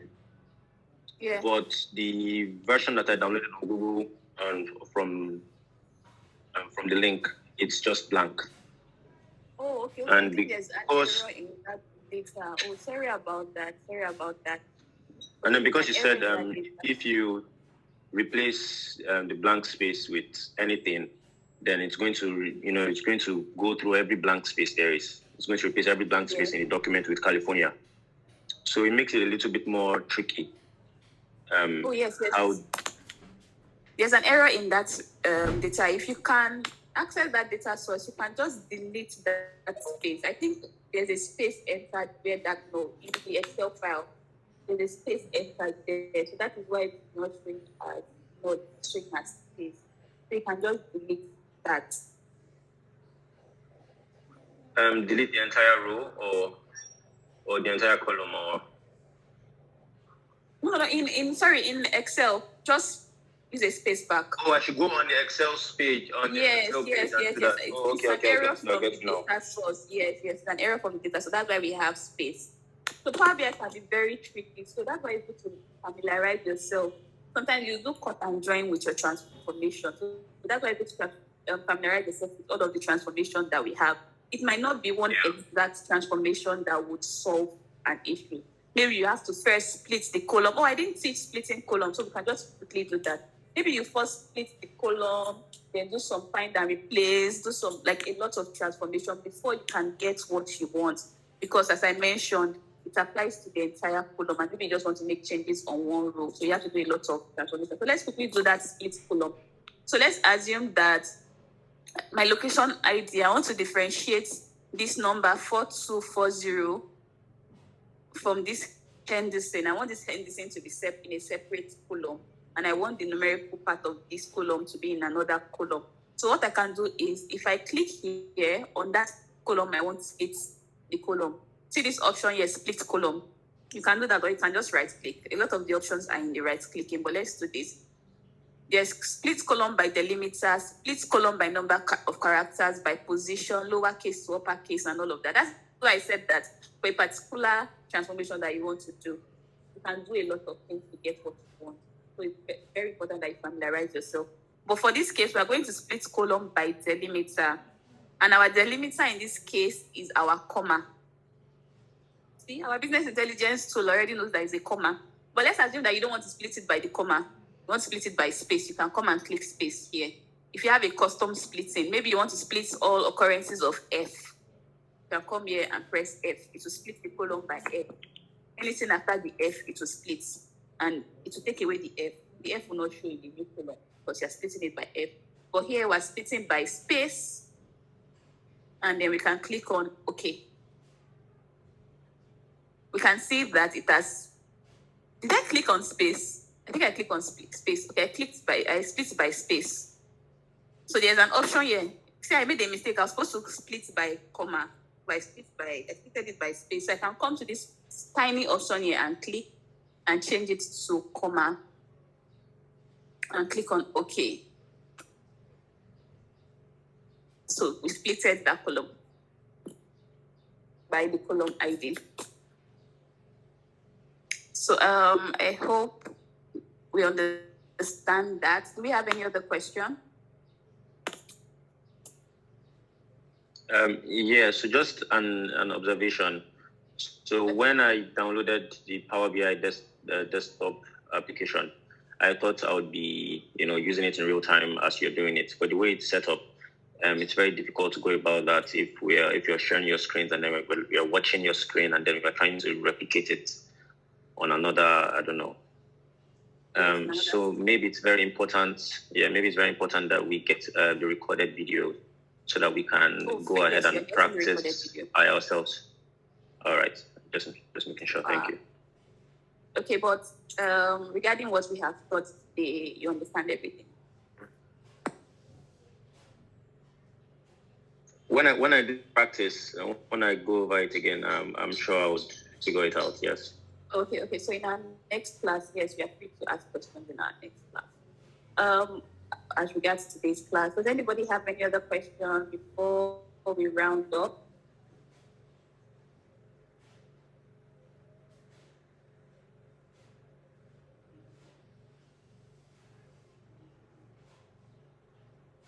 Okay, so I think I assume that we No questions from my end.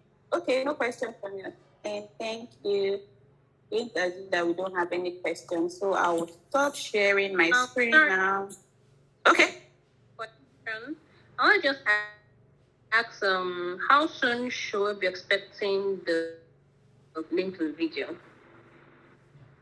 Okay, you'll be getting it before Monday. Oh no, before Monday.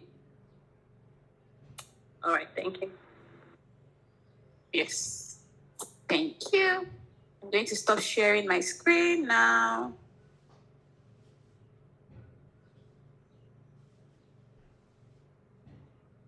Yes, I want to assume that we don't have any other question.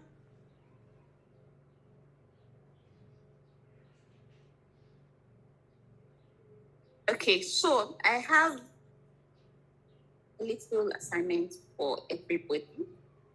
Just small assignment, small. I just want us to go to our Power BI and import our customer and location table and also our orders table and perform some transformation that we feel we should perform on those three tables: customer, locations, and orders. If you feel that there are columns that you might not need for your analysis, try to study the data. You can delete those columns and all of that. And we're sharing the Power BI file with us. I'm going to be putting our email address in the chat section.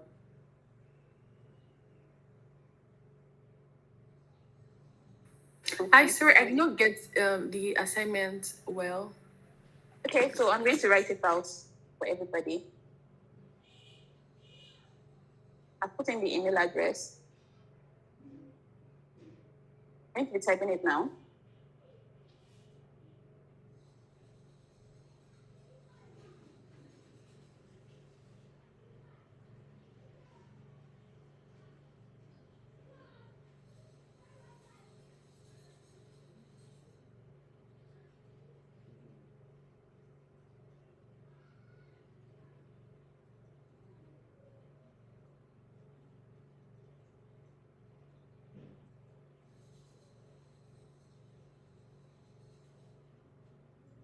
Okay, so I have put it on the chat. So import the customer, location, and orders tables into Power BI. and perform transformation on the data based on the analysis you want to perform on it. That is assignment. So please, the assignment is due by Thursday next week so that we can review it before the class. Thursday is when? Thursday is, the 31st of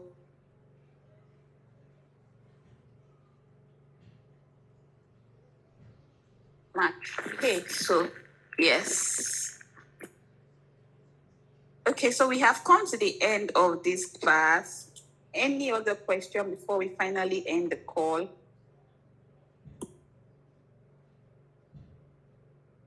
I want to ask something. In a situation whereby we try like doing these assignments and we encounter any challenge or anything, so are we free to reach out and ask questions? Yes, you're very free. Just send an email to us to our email address. We'll be happy to take in your questions. All right, thank you. Yes, thank you. All right. Any final words from Kite, Toyin? Is Kite still on this call with us? Yes, I am here.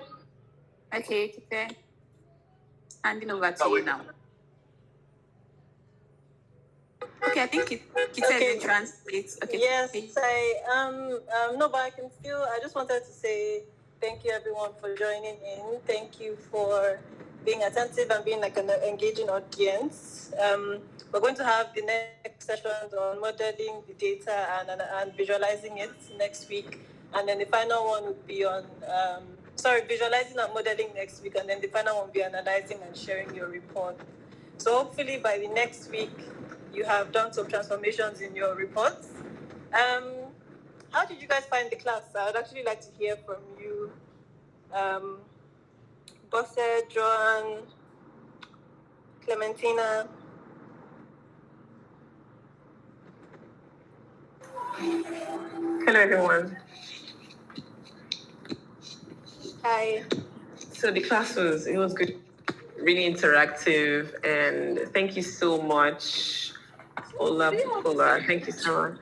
You actually did great. You explained it properly, and I'm sure that whatever questions we have or whatever we're perplexed about, when we go through the recordings, we can listen again and then, of course, apply.